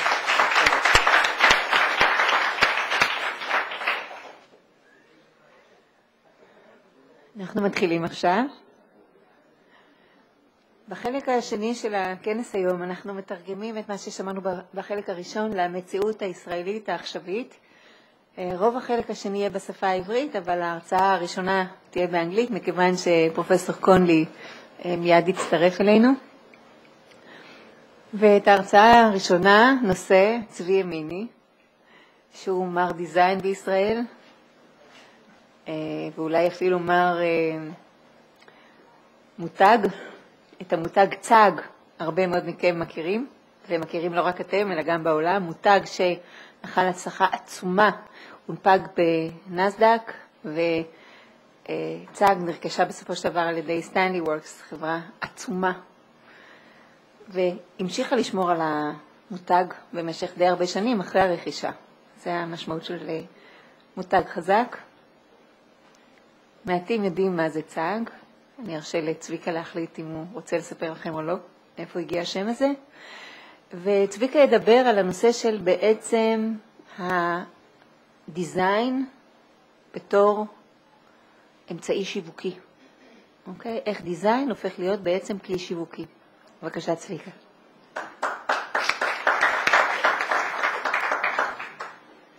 טוב, תודה לאלה. Thank you, Ella. I don't see the professor here, so we switch to Hebrew. Everybody understand Hebrew? Fine. אני אעשה את זה בקצר, כי אני הצעתי לאלה להזמין את ידידי אלכס פדואה, שהוא מרצה בחסד, מעצב בחסד, הוא ראש המחלקה לדיזיין בשנקר, דיזיין תעשייתי, ואני עד היום נהנה לשמוע אותו. לצערי, עקב הזכרה, אני לא אוכל להישאר הפעם, אבל אני מעריך שאני אזכה לשמוע אותו בפעמים הבאות, ולכן אני אקצר, כי אין הרבה זמן כבר שעת ערב מאוחרת, אבל הוא באמת בעיניי בחור שהשפיע על הדיזיין הישראלי. נדבר רגע על הדיזיין ככלי שיווקי. כמה מכם משתמשים במעצבים בחברות שלהם? אני ראיתי כאן גוון אימג'ינג, הנה 1, 2, 3, 4, 5. אחוז גבוה. תמיד כשמדברים על דיזיין, כשהתחלתי לדבר על דיזיין, משרדי הממשלה שהתמכו ב-R&D, בדיזיין, אז אומרים לי, מה, אנחנו לא תומכים במעצבים, מעצבי שיער, מעצבים כאלה. ואני לא צוחק, זה לא בדיחה. ככה התייחסו לנושא הזה. היום כבר התייחסות השתנתה. אין לי ספק שהבסיס בהבנה שדיזיין תורם להצלחה הכלכלית, כבר לא מוטל בספק. יש אין ספור דוגמאות כאלה. הדוגמה הטובה ביותר אולי זה סטיב ג'ובס, שלקח את הדיזיין והפך את אפל לחברה עם ערך מוסף מדהים, בלי שום קשר בטכנולוגיה. בדיוק אלכס משביץ על המחשב אפל הדק, תראה להם אותו, שכבש את העולם בשר.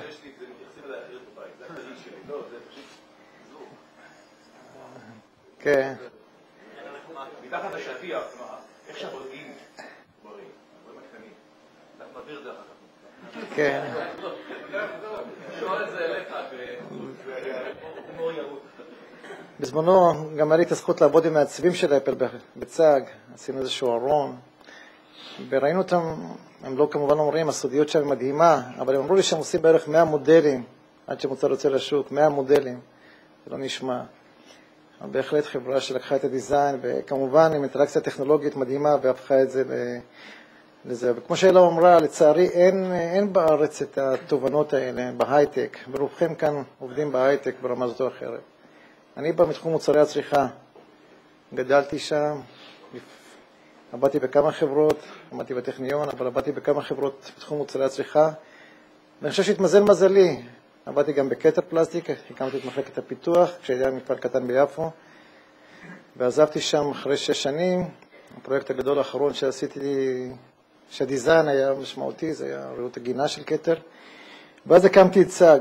צג בעצם התחיל כחברת פיתוח קטנה, שנתנה שירותי עיצוב והנדסה להרבה מאוד חברות בשוק הישראלי, בעיקר לקיבוצים. אחרי 5 שנים החלטתי שאתה יודע מה, מספיק לתת עצות לאחרים, בוא נתחיל לעשות משהו בעצמי, ואז לקחתי נושא שבמקרה נפל לידיי, ארגז כלים, מה כבר אפשר לעשות בארגז כלים? אבל התברר שיש הרבה מאוד מה לעשות ועדיין לא נעשה.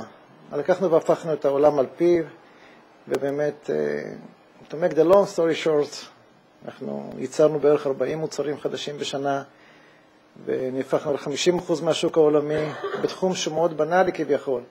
אבל נכנסנו שם הרבה מאוד ידע, הנדסה, טכנולוגיה, כאשר הדיזיין היה כלי חשוב מאוד, הדיזיין, האסתטיקה, אבל הדיזיין בקונטקסט הרבה יותר רחב מאשר הקווים והצורה, הצורניות. אנחנו מדברים על פונקציונליות, ומדברים על גנומטריה, ומדברים על משקל, ומדברים על מדף, ומדברים על אריזה, ומדברים על הובלה, מדברים על עלות, מדברים על ערך, מדברים על ערך מוסף, שזה הדבר החשוב ביותר.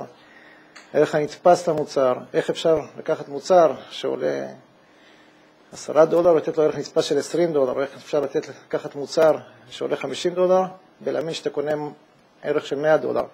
אז הכנסנו הרבה מאוד features ורעיונות בתוך המוצר הזה. והמצאנו קטגוריות שלמות בתחום הזה.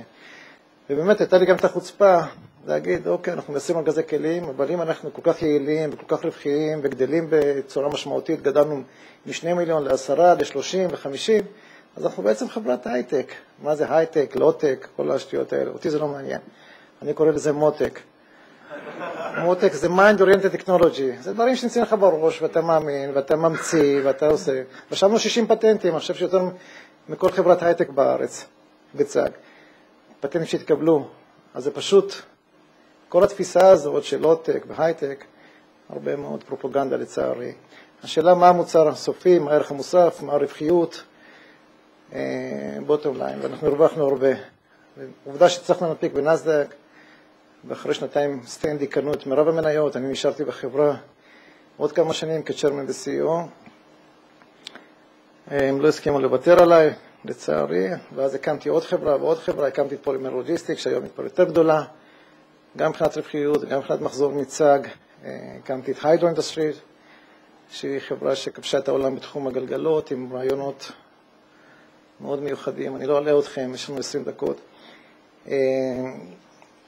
אבל כל אחד שמסתכל על זה ומסתכל מה הערכים מוספים, כשמסתכלים סביבנו, למה אנחנו קונים דברים, למה אנחנו רוכשים, למה אנחנו בעצם, מה הדברים שעובדים עלינו, מה הדבר שגורם לנו לקנות מוצרים בכלל, במוצרי צריכה, אבל זה גם נכון במוצרים אחרים. מישהו יכול לתת לי מילה אחת, מה גורם לנו? מה? מגניב? מגניב. אבל מה המקור של כל הדברים האלה? מישהו ניסה פעם להבין פסיכולוגית?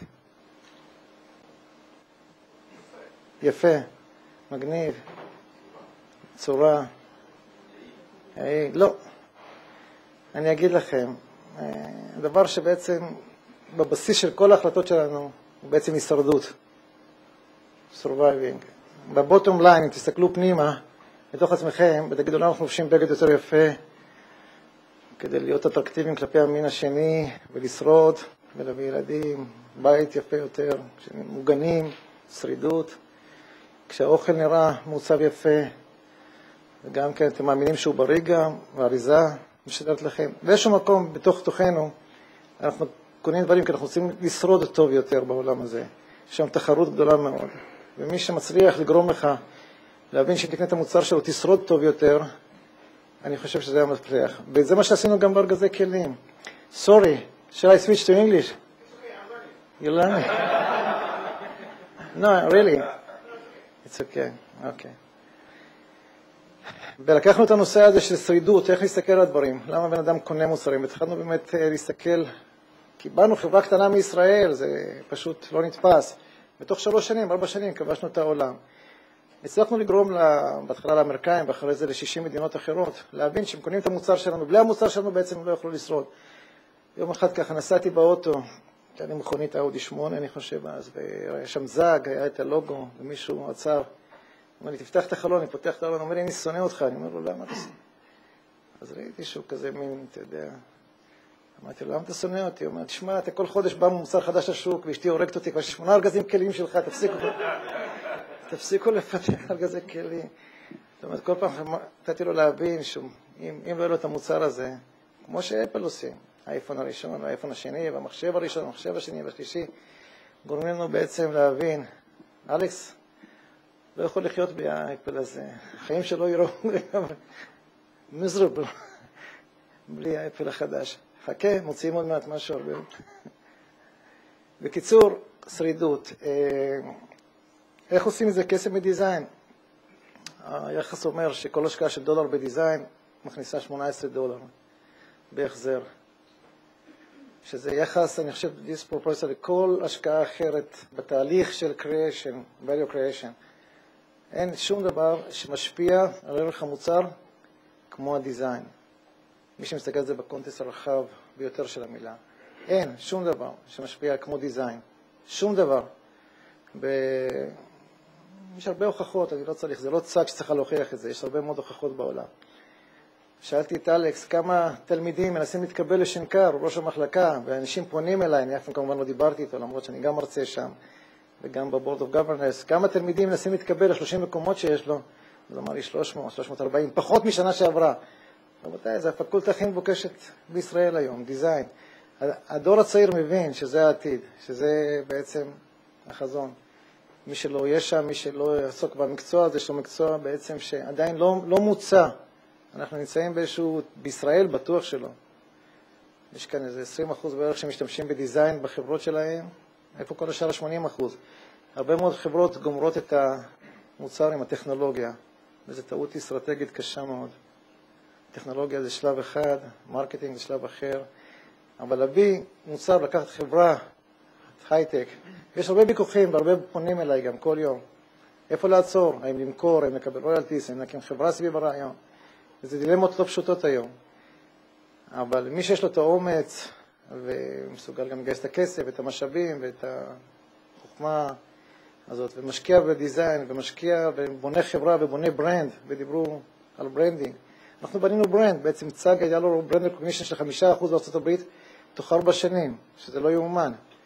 זאת אומרת, לא עשינו פרסומת, פשוט המוצרים ישבו על כל מדף כמעט בארצות הברית. 5 פיט, 6 פיט, 8 פיט, וולמארט, הום דיפו, לוז, כל הגדולים בעצם. וגם פיתחנו קו מוצרים שונה ליצרנים, כדי לא להיכנס למלחמות מחירים מטורפות. אתם שומעים על המלחמות האלה, שיש אותו מוצר על השוק, והקופ נלחם עם סופרסל, ושניהם מורידים את המחיר, ואחרי זה באים ליצרנים, ומפטרים את הסדרנים. אנחנו יצרנו קטגוריות שונות לצרכן. וזיהינו, לא זה של פוזיציה אחרת, והום דיפו פוזיציה אחרת, ווולמארט פוזיציה שונה לגמרי.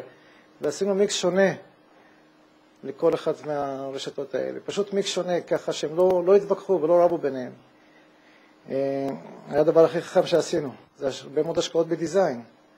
זאת אומרת, איך אתה עושה את הדיפרנציאשן במוצר? בצורה חיצונית.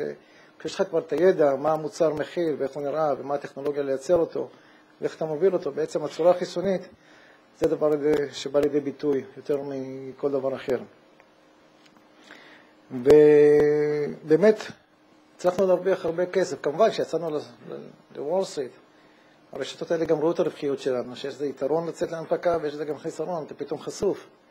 פתאום ראו שאנחנו מרוויחים 40%, 45% רווח גולמי, שזה לא קיים בתעשייה. סך הכל הרווחיות, מי שנסתכל על מה שקרה בין הריטל לבין היצרנים, הרווחיות עברה מהיצרנים לריטל לאט לאט. הריטל הרוויח פעם 1.5%, 2.5%, 3.5%, והיצרנים הרוויחו 10-20%, היום זה השתנה.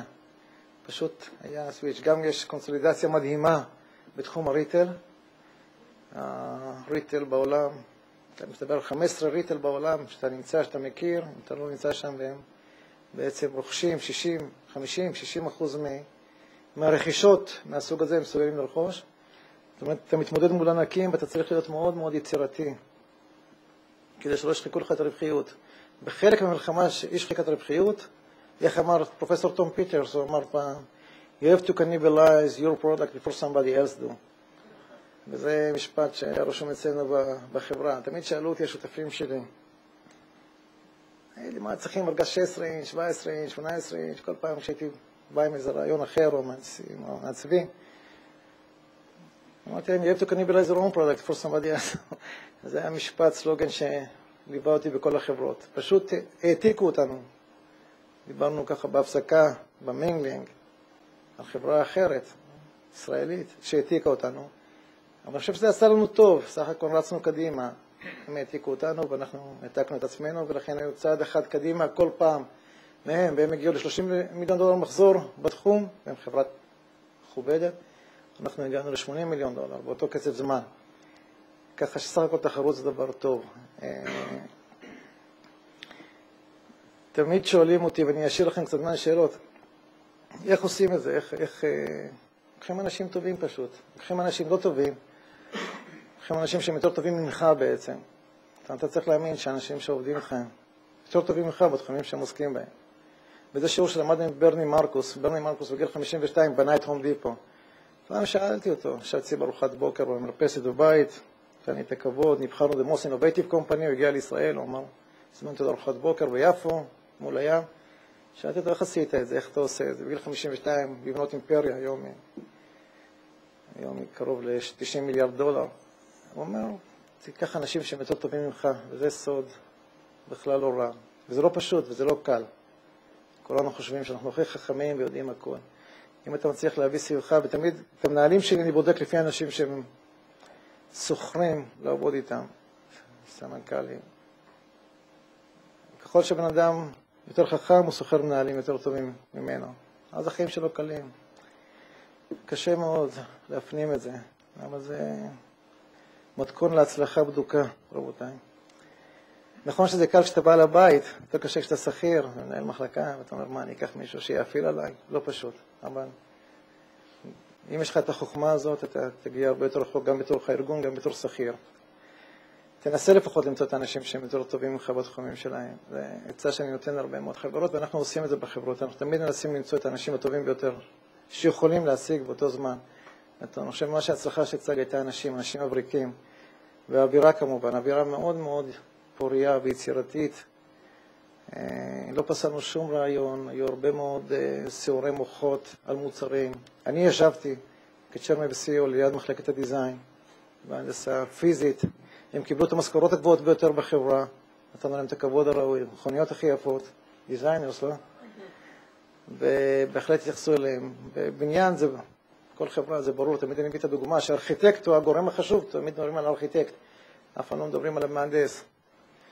ואיכשהו בתעשייה מדברים על המהנדס, לא מדברים על הדיזיינר, אבל זה אותו דבר רבותיי, מי שנותן את הנשמה למוצר, זה הדיזיינר, זה לא המהנדס.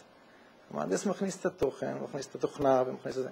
ומי שנותן את הפיל, את הסקס הפיל, הכל כך חשוב בתחרות שקיימת היום בשוק, זה הדיזיינר, וצריכים להבין את זה. דיברנו על ערך מוסף, כאן בהפסקה ניגש אליי בחור, מראה לי איזה מוצר. אתם יודעים מה זה? אתם לא יודעים. אתם יודעים כמה הוא מרוויח על המוצר הזה?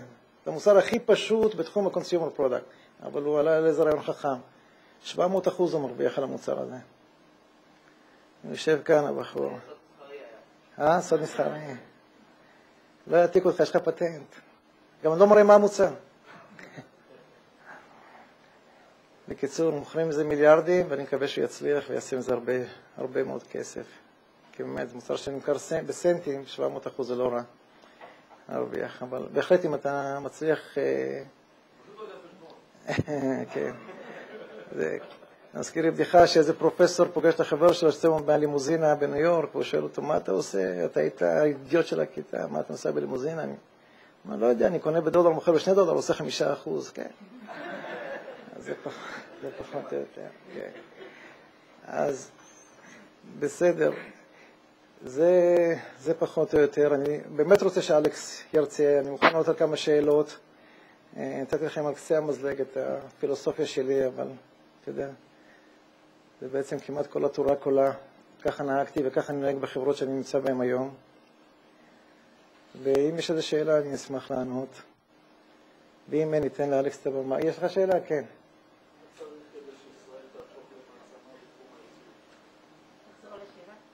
מה צריך כדי שישראל תהפוך למעצמה בתחום העיצוב? עוד חברות כמו צג. אבל באמת, שמעסיקים ומכבדים מעצבים, ואני חושב, תראה, באנגליה למשל, מרגרט תאצ'ר החליטה שאנגליה תהיה מעצמה בתחום העיצוב. היה שם איזה קונספט, ובקוריאה, והיום גם בסין, הייתה החלטה באמת ממשלתית, שהעיצוב הוא דבר מאוד מאוד מאוד קריטי לשרידות של החברה. ונעשו תוכניות חומש, והיום אנגליה מייצאת בערך, שמעתי מספר כמו 3 ביליון פאונד, ייצוא של דיזיין. מיטב המעצבים בעולם יושבים באנגליה, נכון? היום, משרדי הייצוא היום. יש הרבה מאוד. הם עשו שם תוכנית חומש, ובאמת מייצאים שם ייצוא. אין סיבה שמישראל, יש כאן מעצבים מדהימים, ואני פוגש אותם כל יום, פוגש רעיונות, כמעט כל שבוע. אני נחשף לרעיונות ולעיצובים מדהימים של חבר'ה ישראלים. צריכה להיות כאן איזושהי החלטה וקונספציה.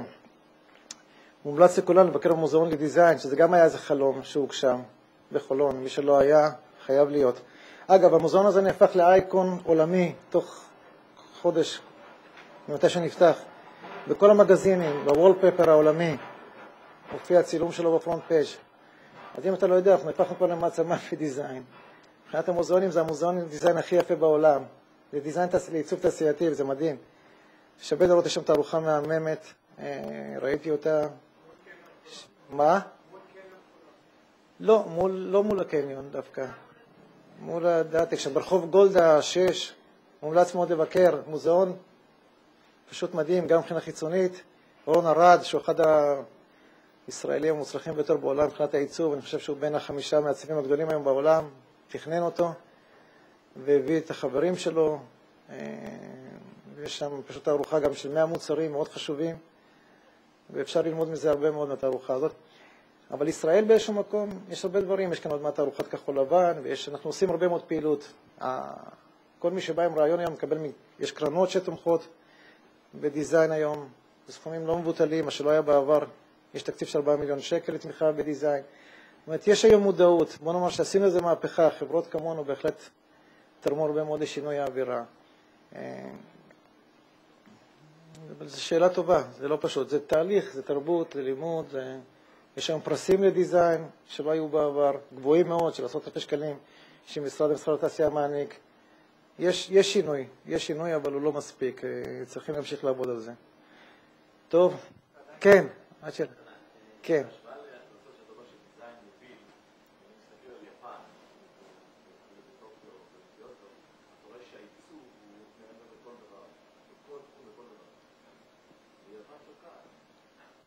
כן. אתה יודע שעד לפני 50 שנה היה שם איזה כפר ביפן, שקראו לו USA, ואז הם כתבו למוצרים Made in USA, הם התביישו שזה היה Made in Japan, אחרי המלחמה, והיה שם שינוי, מישהו עשה עבודה רצינית מאוד בשינה, והיפנים עשו שינוי תדמיתי, הם בהחלט מדהימים.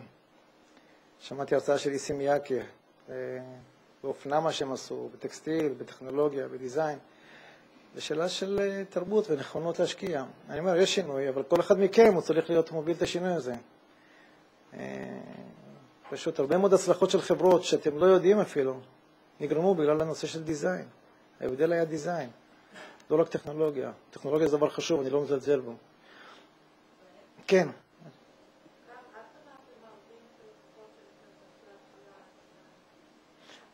שאלה טובה. אנחנו עושים הרבה מאוד עבודה. נותנים להם הרגשת שותפות, נותנים להם אפשרות בחירה בין מודלים שונים, משתפים את הקניין בתהליך. יש להם השפעה בהחלט.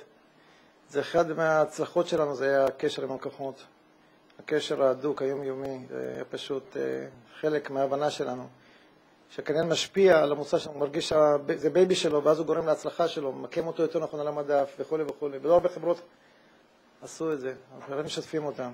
אנחנו לא אומרים להם מוצר מוגמר, אומרים להם קונספטים של מוצרים. ונותנים להם להשתתף איתנו בתהליך הזה, שהוא תהליך מאוד מעניין. כן. טוב. אלא תציג את... מה? כן. תודה רבה. תודה צביקה. תודה רבה.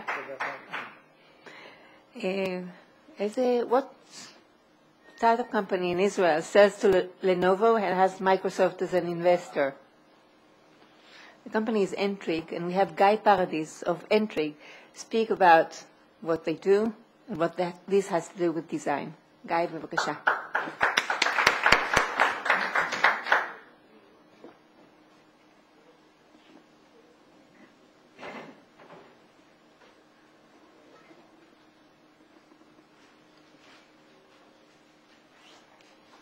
So I wonder whether I switch to English or not.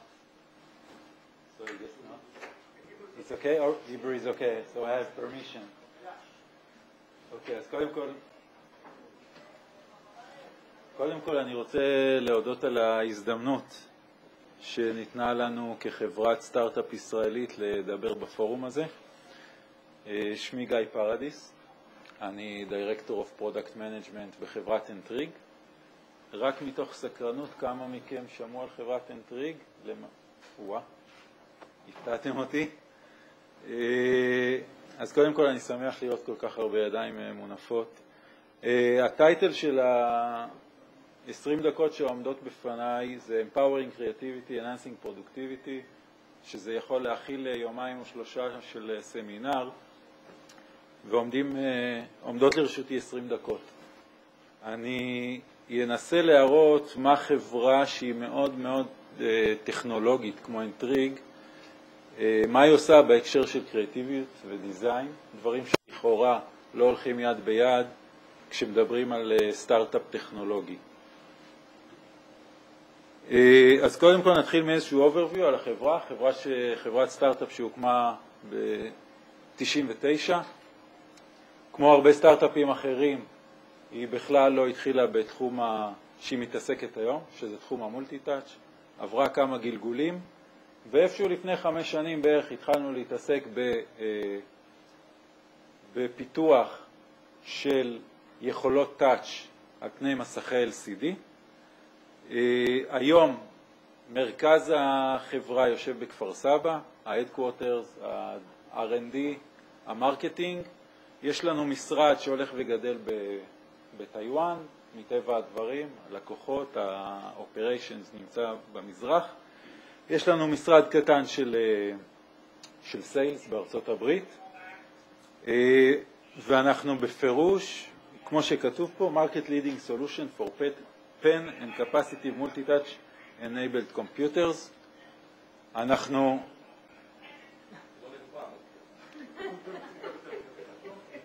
זהו, נוקיה. לא אני אמרתי.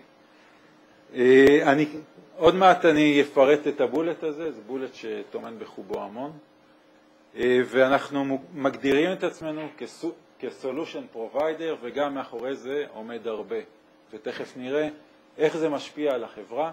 היום אנחנו בסך הכל 100 ומשהו אנשים, שעושים עבודת engineering לפחות מדהימה, וחולשים באמת על שוק שהוא שוק אדיר, ותכף נראה את הפוטנציאל שקיים בשוק הזה. אני לא הולך להיכנס לטכנולוגיה של אינטריג, יש פה שקף שהוא יותר טיזר מאשר באמת אני מתכוון לדבר על הטכנולוגיה שלנו. אני רק רוצה להראות בגדול במה מדובר.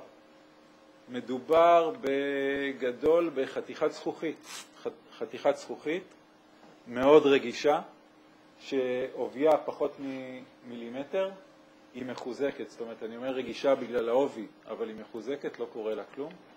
יש לה חתיכת PCB עם אלקטרוניקה עליה, ויש כמה מודלים שונים של LED, וזה מה שאנחנו מייצרים, זה המוצר שלנו.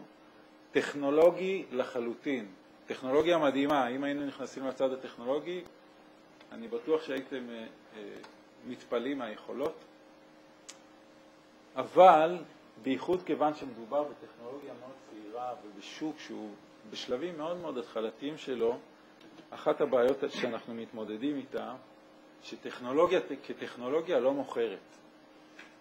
טכנולוגיה כדי שתיכנס בשלב כל כך מוקדם למוצרים שהם קונסיומר, צריך להראות מהר מאוד ROI ו-added value, ומה זה נותן ליוזר, ולמה כדאי לשווק את זה. בטכנולוגיה, אני חושב שבשנים האחרונות יש לנו כמה דוגמאות מאוד בולטות. אחת מהן שאני אוהב במרכאות להשתמש בה, זה הדור השלישי של הסלולר. הדור השלישי של הסלולר היה בערך, מבחינה טכנולוגית קיים, 10 שנים לפני שהבינו מה שצריך לעשות איתו. סליחה. אני אחזור על המשפט האחרון. הטכנולוגיה של הדור השלישי בסלולר הייתה סדר גודל של 10 שנים בשוק. האופרטורים הסלולריים השקיעו לא מיליונים, מיליארדים בטכנולוגיה של הדור השלישי לפני שהבינו מה שצריך לעשות עם זה. וזה בעייתי לחברה שהיא לא בסדר גודל של אופרטור סלולרי, לדחוף לשוק טכנולוגיה כטכנולוגיה. אז מה אנחנו עושים כדי לשנות את המצב? קודם כל אנחנו מכוונים גבוה, אנחנו מכוונים, כמו שכתוב פה, מה שיש כאן זה, גזרתי חלק מה שאנחנו מגדירים המישן של החברה. אנחנו מכוונים גבוה, אנחנו רוצים לשנות את הדרך שבה היוזר משתמש במחשב. כל האינטראקציה, כל היוזר אינטרפייס של היוזר עם המחשב, אנחנו מכוונים לשנות את החוויה הזו. וזה לכוון גבוה בכוונה כדי להצליח לדחוף את הטכנולוגיה לשוק. הבעיה שאנחנו לצערנו חיים בסביבה עסקית לא פשוטה. מה שנקרא food chain, השרשרת המזון בתעשיית ה-PC, אני לא יודע כמה מכירים את זה, היא מאוד אכזרית, עם לקוחות מאוד מאוד קשים. אני גזרתי פה רק חלק מהפוד צ'יין, שאתם יכולים לראות את אנטריג איפשהו שם למטה, ועד שמגיעים לאנד יוזר למעלה, זה עובר יצרני PC ואינטגרטורים ויצרני תוכנה, ואם אנחנו רוצים בסוף להגיע לאנד יוזר, אנחנו צריכים לעבור כברת דרך לא קטנה. וכמוצר טכנולוגי שהוא בקור של המוצר, להגיע לאנד יוזר, זו משימה מאוד מאוד קשה. ברור שאנחנו צריכים להיות חלק מאיזשהו אקוסיסטם, ועל זה אנחנו עובדים. ברור לנו שבלי שיתוף פעולה מכמה וכמה גורמים שיעזרו לנו להגיע לאנד יוזר, לבד אנחנו לא נצליח. אז אנחנו משתפים פעולה עם כל מיני גופים שהם מצד אחד obvious, כמו ה-OEMs, זה יצרני הלפטופים. יצרני הלפטופים הם אלה שמשווקים מוצרי מולטי-טאץ' היום, וברור שאיתם אנחנו צריכים לשתף פעולה. אבל אנחנו גם, יש לנו המון שיתוף פעולה עם העיגול הכתום בצד הימני העליון של התמונה, שזה ISVs. אנחנו משתפים המון פעולה עם יצרני תוכנה, כדי להגיע לאנד יוזר, כדי להשפיע על היוזר אקספיריינס, כדי להציע ליוזר, לאנד יוזר, חוויית משתמש חדשה. ואני רוצה להציג פה עוד אתגר שהחברה נאלצת להתמודד איתו. בסך הכל, כמו שאמרתי, מדובר בטכנולוגיה שהיא יחסית חדשה בשוק. נכון שהאייפון יצר טרנד מאוד מאוד חזק לכיוון טאץ' בכלל, אבל רק להזכיר לכם שלפני כמה שנים התחלנו לקבל LCD מוניטורס למשרדים, ורובם הגיעו עם איזשהו פתקית אזהרה, do not touch the screen. ואם זה לא הגיע עם זה, הרבה אנשים, אני זוכר חברים ששמו מדבקה, אל תיגע לי במסך. ה-LCD נתפס כמשהו עדין, משהו שלא נוגעים בו. וצריך לעבור פה איזשהו מחסום, כדי שהאנד יוזר יתחיל ויגע במסך. לא מזמן, עניין של 2-3, התחילו להופיע בשוק טאבלטים, ואני מדבר על טאבלטים טובים, אחרי זה אני אסביר את ההבדל בין טאבלטים כאלה לטאבלטים אחרים. הטאבלטים הטובים התחילו להגיע לפני משהו כמו 2-3 לשוק, והטאבלטים האלה זה היה מין איזה החלאה, זה עדיין החלאה. זה ללכת עם להרגיש בלי, זאת אומרת יש את האופציה של הטאץ', אבל יש גם קייבורד. זאת אומרת זה לא ללכת את כל הדרך עד הסוף. ולשמחתנו אנחנו רואים פה איזשהו, כבר לא אבולוציה, אלא רבולוציה. גליה קודם הזכירה, צריך להחליט האם אתה אבולושן או רבולושן. השוק הזה עובר רבולוציה, ללא ספק, עם ההצגה של הסלייטים. הסלייט זה אותו מחשב שאין לו קיבורד, מה שאפל הציגו לא מזמן את האייפד, ואנחנו רואים טרנד היסטרי בשוק לכיוון סלייטים. וסלייטים זה כבר ללכת את כל הדרך עד הסוף. זה מחשב שאין לו קיבורד, אין לו עכבר, הוא תלוי לחלוטין ביכולות המולטי-טאץ' שלו. מולטי-טאץ' ועט. ואני רוצה בהקשר הזה להזכיר כמה דברים. קודם כל, אני לא יודע כמה מכם מכירים, אבל ל-HP יש איזה סלוגן מאוד יפה, שהוא נראה גם כזה בכתב יד, The computer is personal again. ולדעתי כשהם הגדירו את הסלוגן הזה, הם לא התכוונו למולטי-טאץ'. אבל מהניסיון שלי, ברגע שאתה משתמש בסלייטים האלה, זה בדיוק מה שהסלוגן הזה אומר. זה חוויית משתמש אחרת לחלוטין ממה שהכרנו לפני כן. אתה רואה אנשים מסתובבים במחשבים ביד, מנקים אותם, מלטפים אותם. באמת, זה לא לפטופ. מה היה לפטופ? לפטופ, מה היה חדשני בלפטופ לעומת הדסקטופ? שיכלת לסגור אותו ולהעביר אותו ממקום למקום. זה היה נושא של מוביליטי, זה אבולושן. אבל ברגע שאתה יכול לעמוד ולעבוד עם המחשב עם האצבעות ולכתוב, זה כבר משהו אחר לגמרי. זה קפיצת מדרגה הרבה יותר גבוהה מאשר המעבר מדסקטופ ללפטופ. ובמקרה בסוף שבוע הזה קראתי כתבה מעניינת, איזה טור שמישהו כתב, שסוף כל סוף רואים את מותו של הדסקטופ באופק. ששנים מדברים על זה, אבל עכשיו כשהמחשבים הניידים קופצים כזו מדרגה קדימה, סוף כל סוף, הוא כתב את זה בצורה הרבה יותר מצחיקה מה שאני אומר את זה, סוף כל סוף רואים את מותו של הדסקטופ. ועכשיו אנחנו צריכים גם להתייחס למה אנחנו מתכוונים כשאנחנו אומרים פרודוקטיביטי. זאת אומרת, מה היכולות שלנו כמוצר, והמוצר הזה לא הזכרתי, מה הייחוד במה שאנחנו מאפשרים? קודם כל, המוצר שלנו היחיד בעולם, וזה כמובן פטנטד, שהוא תומך גם במולטי-טאץ', כלומר במגע של אצבעות, וגם במקביל באותו מוצר. וברור, המשמעויות של זה ברורות, זה נושא של מכניקה, כמה מקום זה תופס במחשב, נושא של תמחור, נושא של יעילות בייצור, וכו' וכו'. כן. זה ייחודי שלכם, זה לא סטיילוס. זה סטיילוס שהוא ייחודי שלנו. המודל הזה זה מודל שהוא powerless, שהוא בעצם מקבל השראה מהמסך ומשדר חזרה למסך. ויש לנו מודל חדש שהוא פועל על בטריה, יש לזה יתרונות וחסרונות עם יכולות הרבה יותר גבוהות. ותכף אני אדבר במשפט על העט. בקצרה אני אעבור על זה כשאני אומר פרודוקטיביטי, אז כמובן פאן, והמחשב שלך אין ספק שאפל, הדבר הכי חשוב שלהם זה פאן. זה מה שמנצח באפל. אחרי זה ease of use, שיהיה קל להשתמש במוצר, רובסטנס, רוצים שהעסק יעבוד, שאתה נוגע במסך, שזה לא יעבוד 1 מ-2 או 1 מ-3, כל פעם שאתה נוגע שזה יעבוד. ושזה יהיה טבעי. זאת אומרת, לגעת במסך, לעשות תנועות טבעיות, ולא דברים שהם מוזרים. אחרת היוזר לא ישתמש בהם. קצת על העט. טעות נפוצה היא שחושבים שהעט זה תחליף לעכבר. זה ממש לא. העט הזו יש לה יכולות מאוד גבוהות, יש לה pressure sensitivity, כלומר כשאני לוחץ, היום זה מזהה 256 דרגות של pressure, בדור הבא זה כבר 512 דרגות של pressure.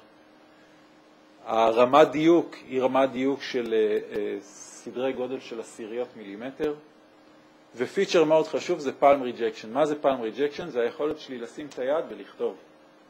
הרבה אנשים לוקחים את היד ומתחילים לכתוב ככה. הם חושבים שזה בעייתי. אחד הפיצ'רים הכי חזקים שאנחנו מאפשרים זה לשים את היד ולכתוב בצורה טבעית. ומה שנגזר מזה, אחד הפיצ'רים החזקים, או אחד המימושים החזקים של זה, זה זיהוי כתב יד. ואתם יכולים רק לראות פה סתם דוגמה קטנה שהכנתי לפני ההרצאה הזאת, תנחשו את מה כתבתי עם עכבר, אחרי ניסויים לא מעטים, ואת מה כתבתי עם העט. ולא רק זה... כן, כן, אמיתי לגמרי. ואגב זה, עוד משהו ששמענו בשבוע האחרון, וזה נורא מעניין, אתם יודעים שבמזרח הרחוק כל הדברים האלה תופסים הרבה יותר מהר, וכל הטכנולוגיה תופסת הרבה יותר מהר, והאפליקציה הכי שימושית והכי חזקה שמשתמשת בעטים האלה היום במזרח הרחוק, זה handwriting recognition. בגלל שבכתיבה, בקליגרפיה במזרח הרחוק, נושא של הפרשר הוא אקוטי, והאלגוריתמיקה עד היום לא ידעה להתמודד עם זה. אבל כאשר יש פרשר, זה הפך את זה להיות הרבה יותר טבעי, וזה תופס שם מאוד חזק. אז ככה, קוריוז שרק שמענו בשבוע האחרון. מולטי-טאץ'. כמו שאמרתי, באותו סנסור אנחנו מאפשרים גם היום 4 אצבעות במקביל, וזה הולך וגדל בדורות הבאים שלנו. ג'סטרס, אני לא יודע כמה מכם מכירים את המונח ג'סטר, אבל כל היכולות להשתמש באצבעות, מה שאנחנו מכירים מאייפון, לעשות זום, לעשות רוטייט, לא יודע איך הגיע, אבל קוראים לזה ג'סטר. היכולת שלנו לסמן שטח על ידי מגע באצבעות, משהו שהוא מאוד טבעי. זאת אומרת, יש לנו כמה דמוים מאוד יפים שאנחנו עושים, פשוט שמים 4 אצבעות וזה מסמן שטח. או להשתמש ב3 אצבעות כדי לעשות מניפולציות תלת-מימדיות. אתה יכול לסובב ככה שזה דו-מימדי, אבל פעם שאתה שם 2 אצבעות ומשתמש באצבע השלישית לסיבוב תלת-מימדי, זה פשוט מקסים. וזה מאוד שימושי בהצגות של ארכיטקטים ומעצבים, זה דברים מאוד יפים. ומעל הכל יש את השילוב של פן וטאץ'. היכולת להזיז בד ציור ובאותו זמן גם לצייר עליו, זה פשוט אפליקציות שהולכות ואנחנו משתמשים בהם גם לטסטים. זה פשוט דברים שזה חוויית משתמש חדשה שלא הכירו עד היום. עכשיו אני רוצה להשתמש בשתי דוגמאות באמת מאוד מאוד בסיסיות, אפרופו דיזיין וקריאטיביטי, מה אנחנו עושים.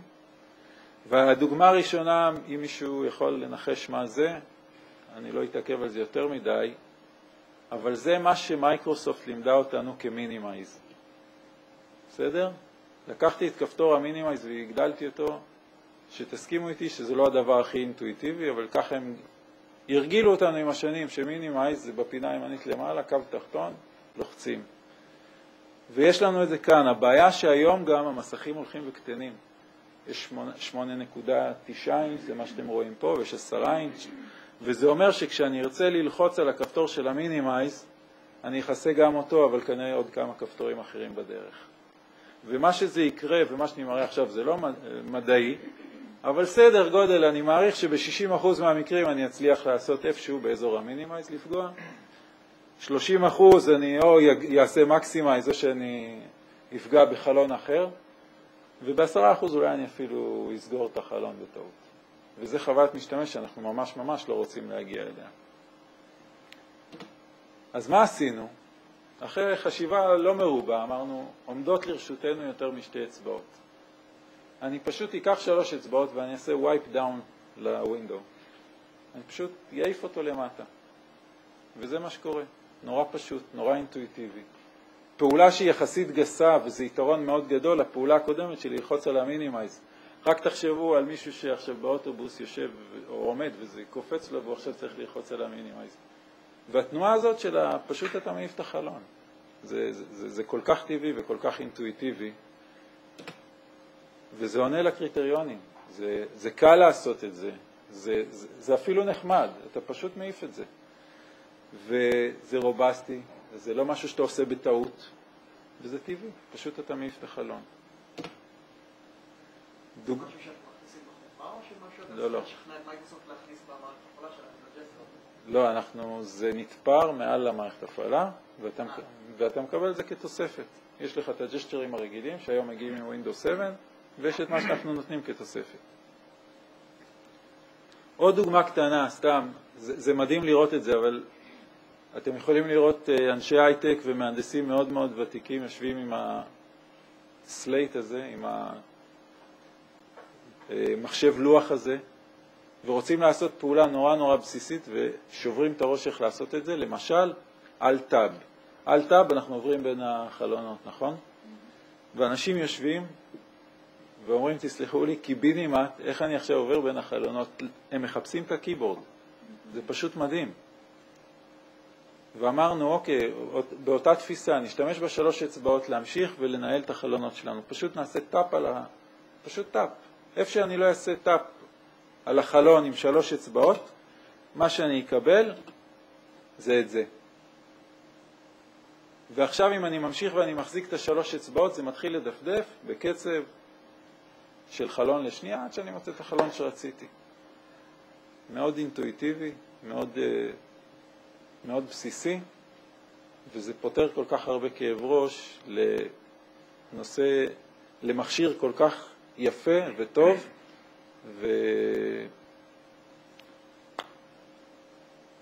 וזה בהחלט משפר את ההטמעה של המכשירים האלה בשוק. זאת אומרת,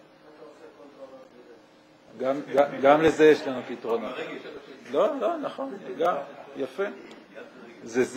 זה עכבר ימני, זה שיפט אין לך. דבר בסיסי, שיפט, זאת אומרת, איך אני עושה שיפט? אז לכל זה אנחנו בדיוק תופרים פתרון שיהיה אינטואיטיבי וקל. כשאתם מנסים לתת את כל הפתרונות האלה, יש לכם כמה סוגים של... יש לכם את הבן אדם שמחזיק את הסלייט ביד אחת ועושה פעולות רק עם יד אחת, או שיש לכם אנשים שעובדים על שולחן? לא, זה גם וגם, זאת אומרת, זה בהחלט מורכב. זה נושא שדורש הרבה מחקר והרבה ניסוי וטעייה. אנחנו יותר בונים קונספט מאשר משחררים באמת איזשהו פתרון אולטימטיבי. אנחנו מנסים לגרות את השוק הזה. כי כמו שאמרתי, בסך הכל אנחנו חברה קטנה, לא הרבה אנשים. אנחנו מנסים להפיץ טיזרים בשוק כדי להראות מה אפשר לעשות עם מחשבי סלייט כאלה שתומכים בשלוש וארבע אצבעות ובעת, שהפוטנציאל שם הוא עצום ולא צריך להסתפק בקיבורד וירטואלי או באצבע אחת שמזיזה חלון, כי הפוטנציאל שם הוא אדיר. עכשיו, יש לי עוד 2 דקות? עוד 2 דקות. אז מה שאני עכשיו יראה זה איזשהו סרט קונספט, זה לא ממש סרט, זה אנימציית פלאש, שמראה איזשהו ריכוז של דברים שתכננו. במקור היא גם באה עם מוזיקת מעליות כזו, שכרגע אני מבין שהיא מנותקת, אז אני אחסוך את זה מכם, יהיה קצת שקט. אני חשבתי לשרוק, אבל ירדתי מהרעיון. אז 2 דקות של כמה רעיונות. אתם תראו, מה שיפה בזה זה גם הסיקוונס. מה אפשר לעשות, איך זה עובר מהווב לאימייל וכו'. ובזה אנחנו נסיים. טוב.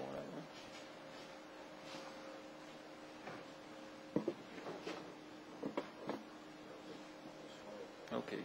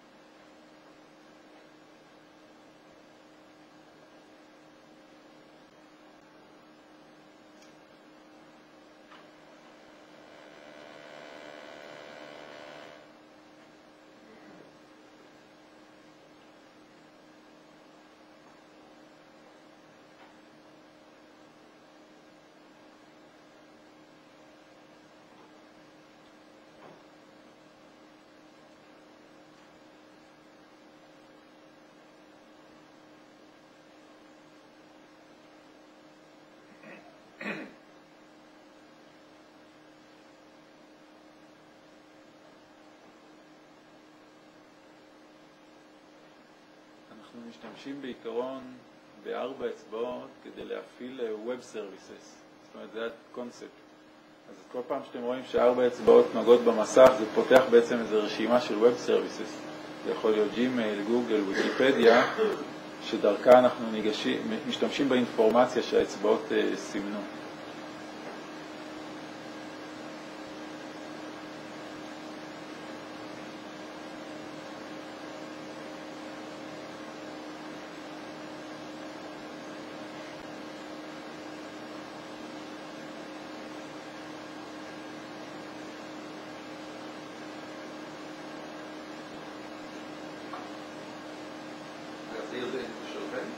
לא, זה של ווינדוס.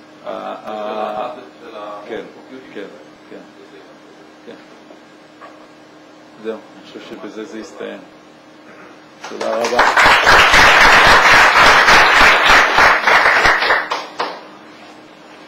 תודה רבה על ההצגה המדהימה. שאלה אחת לחנן לונדון. מה קורה עם זיהוי תו יד לא באנגלית? אז כמו שאמרתי, בשוק האסייתי יש גרסאות מיוחדות לזה, בעברית עדיין אין תמיכה. מה שראינו עכשיו זה עוד פעם, זה חלק מווינדוס. זה טכנולוגיה כן, כן. 5 שנים. תהיה אותם איזה 5 שנים. כן. היא רק הולכת ומשתפרת, אם תסתכלו בווינדוס 7, אז כבר יש זיהוי של נוסחאות מתמטיות. זאת אומרת, זה מגיע כבר הרבה מעבר לכתב יד. יש שם יכולות מאוד גבוהות של זיהוי נוסחאות. לא אותם, אבל העד המוצר שלכם. האפס שלנו? זה העד של ראש הדוקטורים, של המדוקטורים. לא אותה עד? לא. כן. העד הזיהוי היא קיימת בכמה גרסאות, לא רק שם.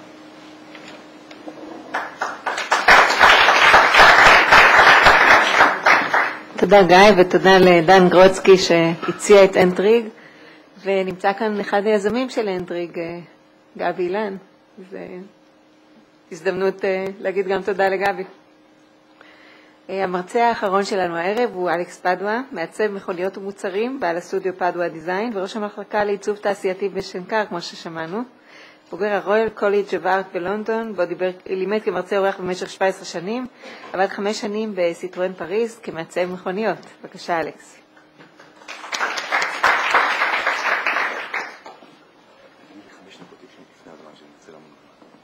ערב טוב, שומעים אותי? אפשר לוותר על הטכנולוגיה הזאת בינתיים. הנה. לפני המיקרופון, אז גם נשמע אותך. מי רוצה זה עובר? לא. אבל אתה צריך לעמוד לפני המיקרופון שישמעו אותך. לא, ישמעו אותי. רק נראה שזה עובר. אבל רגע, זה צריך לעבור. למה זה לא עובר? איך?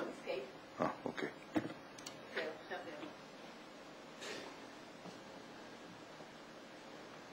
מישהו עשה פעם חשבון? באינטרנט לא שמעו אותך. אנחנו משדרים באינטרנט. באמת? אני אגיד בכל זאת. קבול בזה, לא יודע שאני קבול. היא לא יכולה לעמוד במקום אחד. אוקיי. לא ילך. מישהו מכם עשה פעם איזשהו חשבון? טוב, אין ברירה, אני רואה שאני... ההשפלה האולטימטיבית. מישהו פעם עשה איזשהו חשבון, כמה מחשבות ביום אנחנו חושבים? כל אחד לעצמו, בערך, מספרים, בערך, אני לא מדען, מחשבה אחת. אחת שהיא 12 שעות, או היא חוזרת על עצמה, אני רוצה קפה. איך? מה יש לאכול? מתי הפסקה? 5,000 ביום. 80,000? אוקיי, מישהו אמר 80,000. אוקיי, אני מניח שאנחנו מדברים, תחושה שלי, ובאמת לא בדקתי את זה, שזה אלפים ביום, נניח באופן גס לגמרי, שאנחנו בדקה חושבים מחשבות חוזרות, זה בסדר, לא מחשבה מקורית כל פעם. בדקה, ויש לנו, זאת אומרת, לא מחשבה בדקה, מחשבה כל 10 שניות, אז נגיד יש לנו 6 בדקה, ומאות בשעה, מדובר על אלפים ביום, ואם אנחנו רובנו פה בגיל דו-ספרתי, אז אנחנו מדברים באמת על מה? 10,000, 100,000, אולי מיליונים אפילו בחיים. בינתיים תעצרו אותי אם אתם חושבים שאני מדבר שטויות. כמה מחשבות חשבנו כל החיים? מיליונים? אפשר לדבר על מיליונים? 100,000 מיליונים. טוב. מישהו מתישהו, לאחרונה, חשב מחשבה חדשה? זאת אומרת, מחשבה שמעולם לא עברה בראשכם? תרימו ידיים. יפה מאוד. לא, זה מדהים. תראו, קודם כל יש איזה תנאי מקדים לבדיקה הזאת. התנאי הוא שיש איזשהו זיכרון. אני שנטייה קצת לשכוח, אם אני אומר, וואו, אני מחר רוצה ללכת לים, איזו מחשבה יצירתית. אז בהנחה שאנחנו זוכרים, כי אם אנחנו לא זוכרים, אז הכל חדש והכל נפלא. בהנחה שאנחנו זוכרים, מה? כן. אז, קודם כל זה יפה מאוד. עכשיו, אני אהיה קצת נודניק, בגלל שיש פה הצלחה עם המחשבות החדשות, אז אני אעלה קצת את הרף. האם, זאת אומרת, מה מעניין אותנו? מחשבה, כל מחשבה חדשה, זאת אומרת, אם אני עכשיו אתאמץ ואני בקבל עם ועדה, אני אגיד, טוב, אני יודע מה, קנגורו ורוד, אוכל קורנפלקס ירוק וחושב על סנאי שחור. בשביל זה לא היה שווה לקום מהמיטה בבוקר. יש סיכוי שלא חשבתי על המחשבה הספציפית הזאת מעולם, אבל גם לא היה שווה כל כך. אני רוצה שביחד נעשה ממש ב-30 שניות תרגיל. מותר לסגור את העיניים מי שרוצה. אני אשתתף בתרגיל גם, ואני מבטיח שאני לא ארמה. תנסו כל אחד ב-30 שניות, לנסות לחשוב על מחשבה שמעולם לא חשבתם, ושיהיה שווה לחשוב אותה. מוכנים? את לא, אני אקח זמן. בואו נתחיל.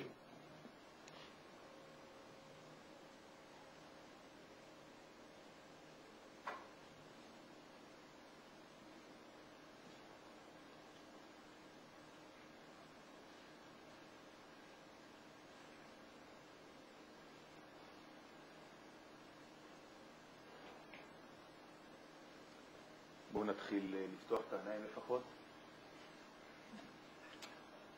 אני נכשלתי. אני לא הצלחתי לחשוב מחשבה חדשה. כמעט ניסיתי לבנות משהו על מה שגיא דיבר קודם. לא הצלחתי, אבל אני יכול... זאת אומרת, מישהו הצליח? אני הולך, זהו, זה השיא, זאת אומרת. מישהו בא לו לשתף אותנו? בבקשה.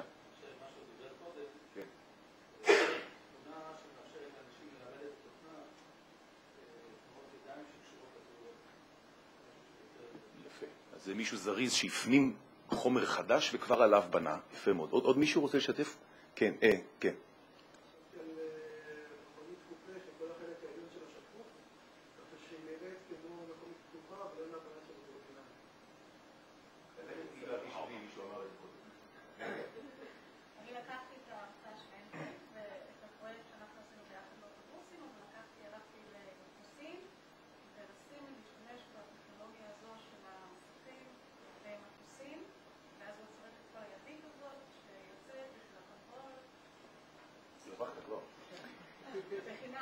אוקיי, יפה. אני באמת, זאת אומרת, אני נכשלתי, גם התרגשתי קצת, אבל אני כן אגלה לכם מה שחשבתי אתמול, כי ישבתי עם כמה סטודנטים וניסיתי לעשות את זה איתם, ופתאום חשבתי, כשאנחנו נמצאים בקבוצה, וכל אחד עושה את התרגיל הזה, האם אנחנו מסוגלים לדעת עם הרעיון שיש לנו בראש, א', האם אנחנו מסוגלים לגנוב טלפתית רעיונות? רעיון שלא הגיע אליי פתאום, זה שאלה אחת. שאלה שנייה, אם אני מסוגל לזהות שהרעיון הוא לא שלי. בחיים לא הייתי חושב על זה. סתם, שאלה מעניינת. אוקיי, בואו נמשיך רגע צעד הלאה. זה כבר רץ ממש קדימה, בלי שאני ארצה. אוקיי. אם רוצים לעשות את החיים קצת יותר קלים, את החיים קצת יותר קלים, ורוצים כן לחשוב איזו מחשבה חדשה, כי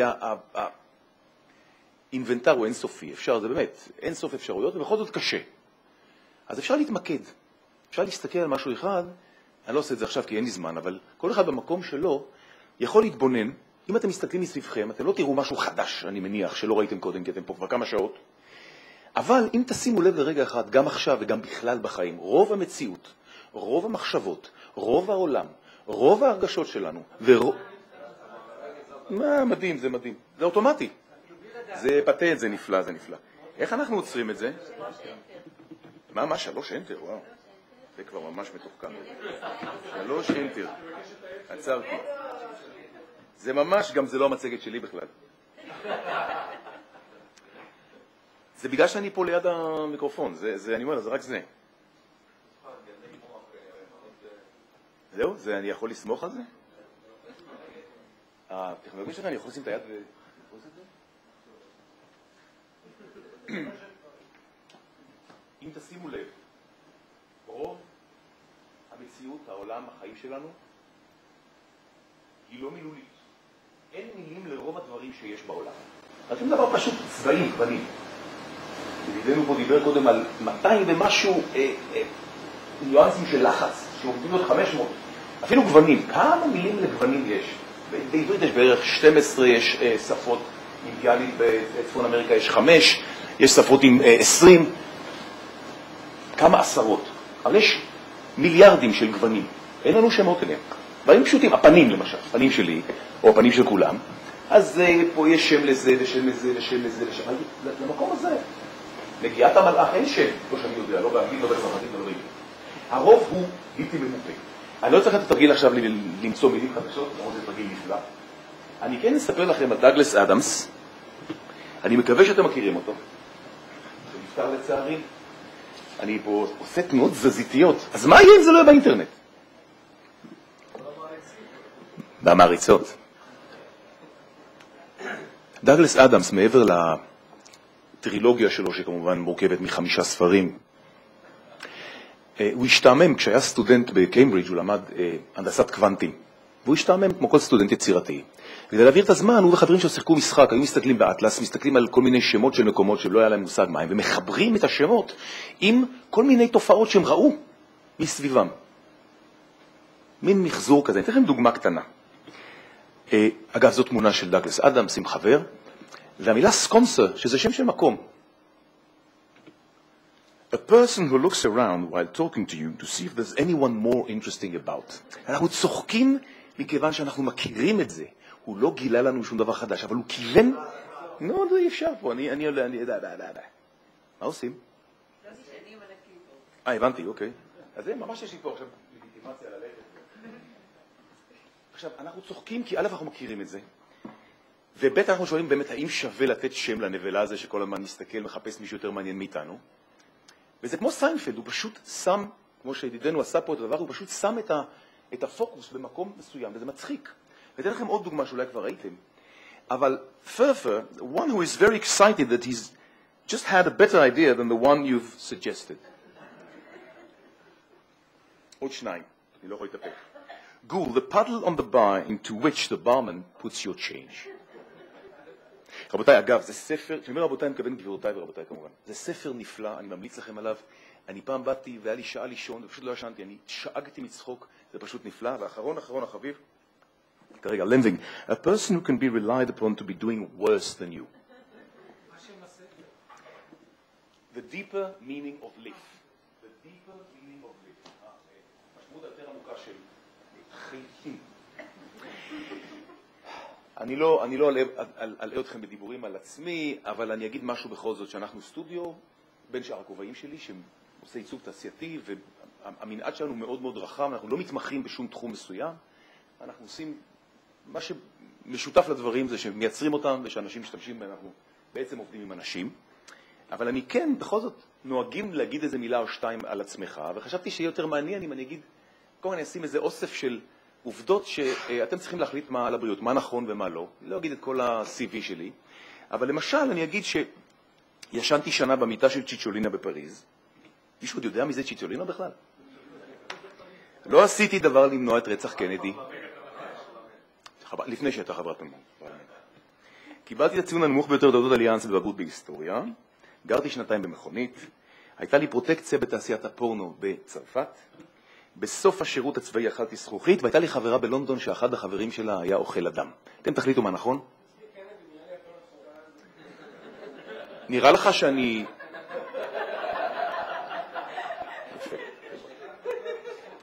יפה מאוד. 2 נקודות, הפלת אותי בפח. הכל נכון כמובן.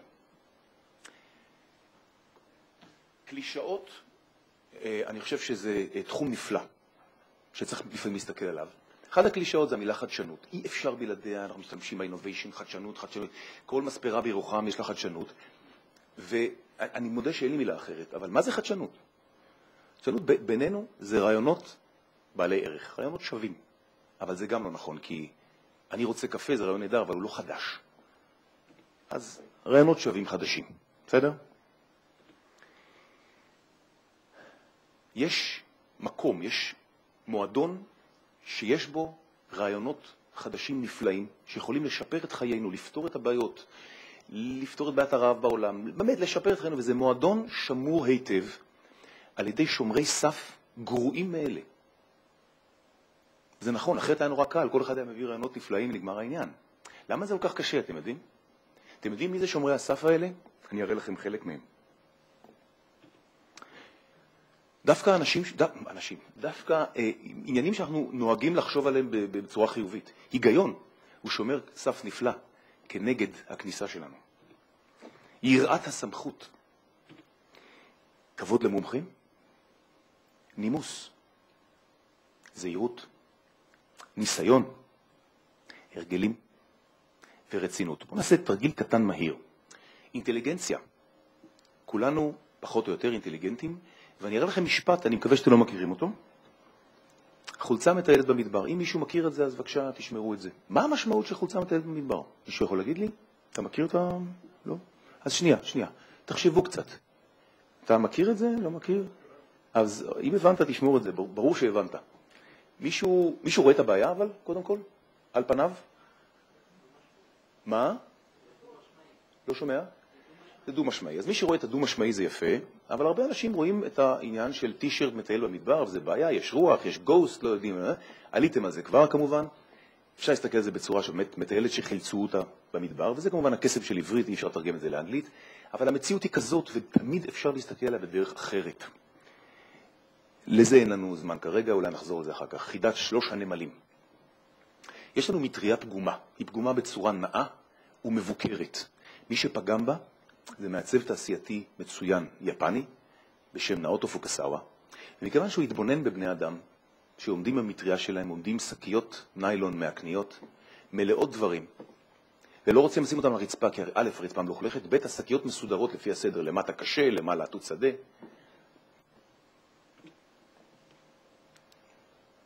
לכן יש את הנגיסה הקטנה הזאת במטריה.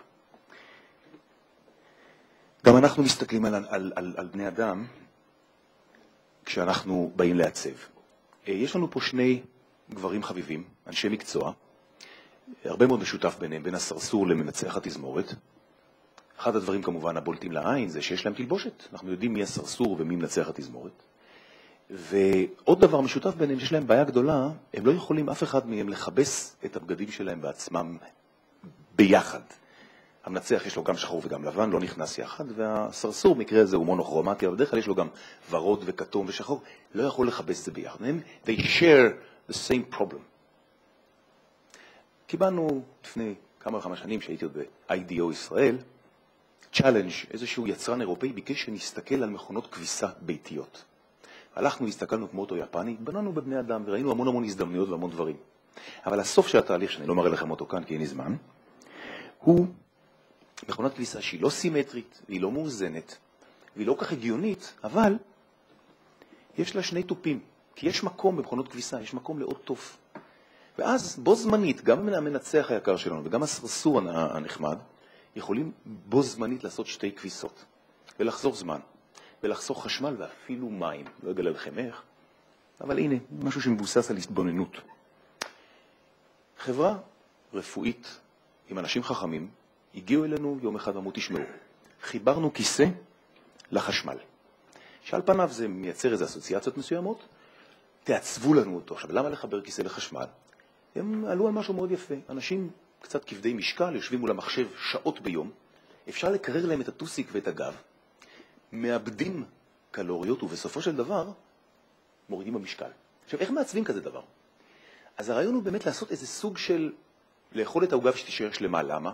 מצד אחד אנחנו צריכים להיות ידידותיים ולהרגיע, יש חוט חשמל, אבל בכל זאת לא נאכל אתכם, ומצד שני צריך כן לייצר משהו שמראה שיש פה משהו אחר.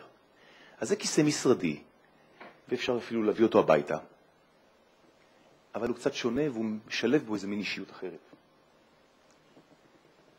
אני פשוט מביא כמה דוגמאות לסוג של התמודדות של מה זה דיזיין, כשהטכנולוגיה כבר שם.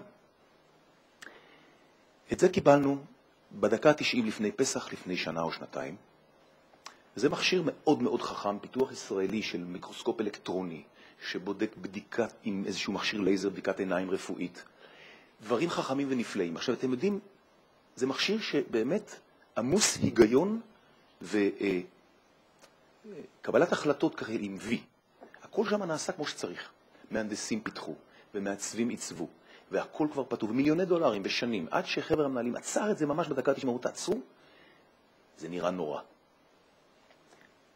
פציינט שמגיע לשם, דעתי יקבל כבר קטרקט רק מהאינקוויזיציה. עכשיו, מישהו אמר, נורמן, attractive things work better. גם במתמטיקה, זה די מדהים. אני עד היום זוכר את ההשפלה בכיתה ח' שהמורה כתב לי, נכון אך מסורבל, בהוכחה שכתבתי. עד היום אני לא מתאושש מזה. 10 ימים קיבלנו עם הגב אל הקיר והצבנו את אותו מכשיר, אותה טכנולוגיה, אותו תפקוד, בצורה שבאמת תאפשר לבני אדם לעבוד עם זה. חדרי ניתוח, חברה ישראלית מדהימה, מקסימה, שפיתחה רובוט שעוזר לניתוחים אורתופדיים. אני שם מצד ימין עושה פרצופים, ויש להם שם מערכת שלמה מאוד מאוד מסורבלת. גם חדרי ניתוח, למרות שה-end user לא רואה אלא ישן, המשתמשים צריכים משהו טוב. אני לא יכול להראות לכם באמת את הפרויקט, אלא בקלוז-אפים כאלה, כי הוא עדיין בתהליך. Inside Out. חברה ישראלית, שוב, הרבה חברות חכמות, שעובדת, היא אגב נקנתה על ידי חברה שוודית. יש שם מצלמה. בתוך הקופסה הצהובה, שיושבת על רובוט בתעשיית הרכב, סורקים חלקים של מכוניות, מאוד חכם. יש שם מצלמה. יכול להיות, מי זה? יכול להיות. אני לא יודע, יכול להיות. אני לא זוכר את זה, יכול להיות. בקיצור, ביקשו, היה כל מיני בעיות טכניות, והקופסה הזאת נראתה לא טוב, וביקשו שניפטר מהקופסה. ואז חשפנו את הקרביים. במקרה הזה דווקא חשיפת הקרביים נתנה הזדמנות לעשות משהו שהוא באמת גם קרוב לתעשיית המכוניות, וגם מראה משהו מהחוכמה של המכשיר. אמר דיוויד הוקני, art has to move you and design does not, unless it's a good design for a bus. שזה נחמד מאוד. הרשיתי בחוצפתי לתקן קצת ולהגיד, art has to move you and design does not, unless it's a good design. אנחנו באמת קיבלנו, אני, עוד בשנות ה-90, ב-94 קיבלתי כפפה, זרק לי בני גאון בזמנו. אנחנו מדברים קצת על דברים כלכליים גם, אז אני אומנם לא כלכלן, אבל נו באמת. כשאומרים לי שחברה עומדת להיסגר ויש לה שנה להחזיר לעצמה, עומדים למכור אותה. בישראלים קונים אוטובוסים תוצרת חוץ ומוכנים לשלם הרבה כסף, מדובר על מרכבים. יש לי שנה לעצב אוטובוס שאפשר למכור אותו בחול ולהתחרות בייצוא, אוטובוס היי-אנד. ואני חשבתי מיד על אוטובוס עם פרצוף, כי אני גדלתי בשנות ה-50 ואז היו למכוניות פרצופים. יש לנו משהו עם פרצופים. יש איזה 7.5 מיליארד אנשים, ואני מניח שבמוח שלנו, אני לא אכנס לפרטים, אבל כשאומרים, הוא מכיר את זה כמו את כף ידו, זה בולשיט כזה, כי אנחנו לא מכירים את כף ידינו. אם נראה מישהו ברחוב הולך עם כף ידינו, אבל הפרצוף שלנו, אני ארוץ קדימה. הצבתי אוטובוס בשנה עם פרצוף, והיה באמת מוצלח חוץ ופנים, והוא קיבל הרבה פרסים של עיצוב, גם באירופה וגם בארצות הברית, ווולבו קנו את מרכבים, והיה באמת סוף שמח. ולא מזמן, שוב, חברה ישראלית מצוינת, פלטכניקה שמייצרת מושבים לרכבות ולאוטובוסים, ועובדים קשה מאוד. אנחנו רוצים קונספט שיתחרה אלה מחוץ לארץ, אבל קונספט לרכבת חדשה בארצות הברית. עכשיו, זה מוכר, זה רך וזה לא גמיש. מוכר כי זה כיסא, זה רך כי זה רך, וזה לא גמיש מכיוון שזה אילוצים מטורפים. אי אפשר לעשות ככה, אי אפשר לעשות ככה.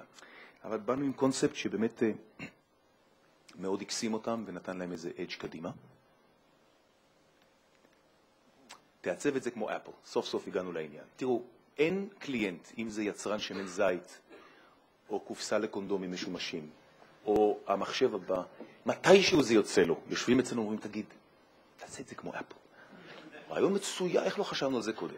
עכשיו, תראו, א', אני חושב שהם צודקים, כי באמת אפל עשו דבר מדהים.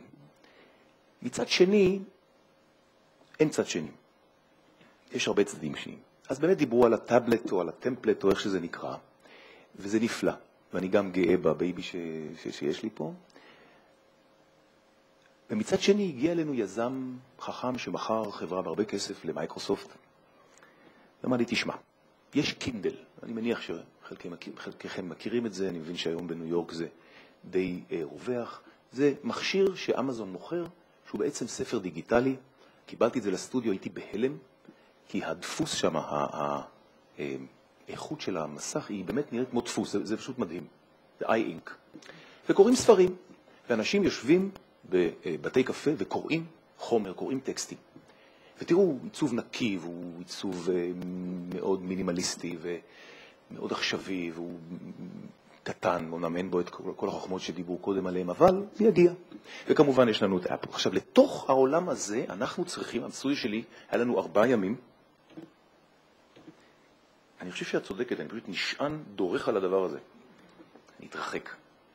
היה לנו, וזה ממש תכף אני גומר, היה לנו 4 ימים לעצב קונספט שהם פיתחו בחברה, והקונספט דיבר על טלפונים סלולריים שהם קטנים, הם חכמים, אבל הם נורא קטנים ומעצבנים. אם אתה רוצה לגלוש באינטרנט ואתה רוצה מסך כמו שצריך, אז אתה צריך מסך. בקיצור, הם פיתחו מסך, touch screen, שהוא בכל דבר מסך, אבל הוא האקסטנשן של הטלפון הסלולרי. ואפשר אפילו גם מקלדת איתו. ואתה מסתובב בכל מקום, אתה מוציא על הברכיים או בית קפה, ואתה יכול לעבוד כמו על מחשב, בכל צורה שהיא. היינו צריכים לשלוח ליפן ב3 ימים קונספטים לדבר הזה, שהתחרו בעיצוב בדברים האלה. אז חשבנו מהר ואמרנו, טוב,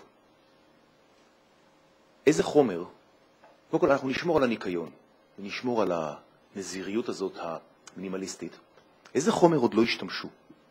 אפילו זכוכית עכשיו משתמשים. במק החדש יש לו פאד של זכוכית. עץ נראה לנו גם אלגנטי, וגם איזה כלי עבודה כזה, ואף אחד לא ישתמש בו. יש מישהו בשוודיה שעשה משהו כזה, אנקדוטי. ואני דיברתי עם הביניים של עכשיו, החדשים. אבל אם נוכל לתת משהו מההייטק הזה, מתחושת ההייטק, מהר בנינו דגם, שבעץ המקלדת בעצם מוארת מבפנים. אז יש את המיזוג הזה של משהו שהוא גם אישי שלך עבורך, אבל גם עובד. זה קצת מתעקש, אבל אנחנו תכף נגיע. לא, אוקיי. ועבדנו מהר על באמת איזה מין מקלדת שגם אם זה לא עץ, גם אם זה מתכת, אז המקלדת יכולה להאיר מתוכה. יש פה ורסיה של עץ. וגם עבדנו על עוד אופציה של משהו שהוא מאוד טקטילי. המסך עצמו, יש לו פלאפס כאלה, ואפשר להעמיד אותו בכל מצב על השולחן. זה דגם מקרטון, שמהר מאוד הפכנו אותו למשהו מעוצב, שבאמת יכול לעבוד, זה עובד. פשוט יכול לעמוד בכל זווית בלי יותר מדי צירים. וקופסה שמכילה את המקלדת של עצמה בפנים, בתוכה, מאוד מאוד פשוט, מאוד בסיסי. ואני רוצה לסיים במשפט הנפלא של סומרסט מום. It's a funny thing about life. If you refuse to accept anything but the best, you very often get it. בניגוד לכל החינוך שקיבלנו, תתפשרו ואל תתאמצו יותר מדי, לחיים כבר. אם נכוון גבוה, אנחנו נגיע גבוה, כי החיים מלא ידללו אותנו. תודה רבה לכם.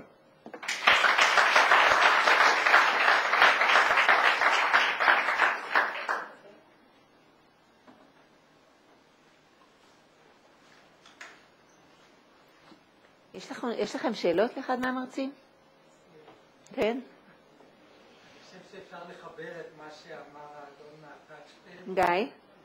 עם מה שאמר אלכס על מחשבות. וזה מחזיר אותם גם ל-MIT, אני חושב ל-MIT 4. טד רוזנבלט ב-MIT לפני 30 שנה אמר שהמחשב העתידי יהיה מורכב מכפתור שיגיד doing.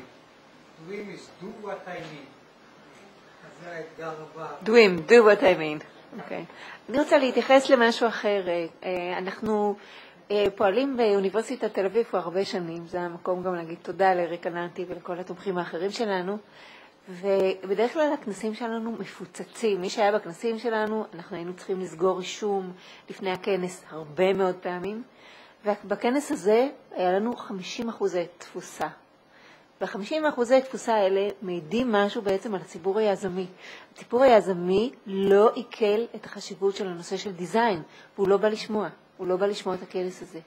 וזה חבל וזה עצוב, כי זה תחום שאנחנו חייבים להיכנס אליו, כי אנחנו לא יכולים להישען רק על הנושא של טכנולוגיה. עכשיו, כשאנשים מדברים על דיזיין, הם תמיד אומרים, אבל יעתיקו אותך. דיזיין זה לא משהו שהוא בר קיימא. ואת זאג באמת העתיקו. אנחנו יודעים ושמענו מאנשים שהיו בתערוכות, והם ראו חברות סיניות שבאות עם כל המוצרים של זאג. כולם, לא אחד ולא שניים. אבל אין מה לעשות, הדברים האלה בכל זאת עובדים. ויש סיפור שאני לא מצליחה לשכוח, ששמעתי ממורי ורבי פרופסור שלמה מיטל, והוא מספר על הוואן הראשון של קרייזלר. וקרייזלר הוסיפו בוואן הזה טבעת בשביל הפחית של הקולה. והטבעת הזאת יצרה להם מחירות ב5% יותר ממה שהם ציפו באותה שנה. עכשיו זה נתון מדהים. כמה שדיזיין קטן שהוא בא לפני התחרות, ברור שהתחרות תסגור עליך.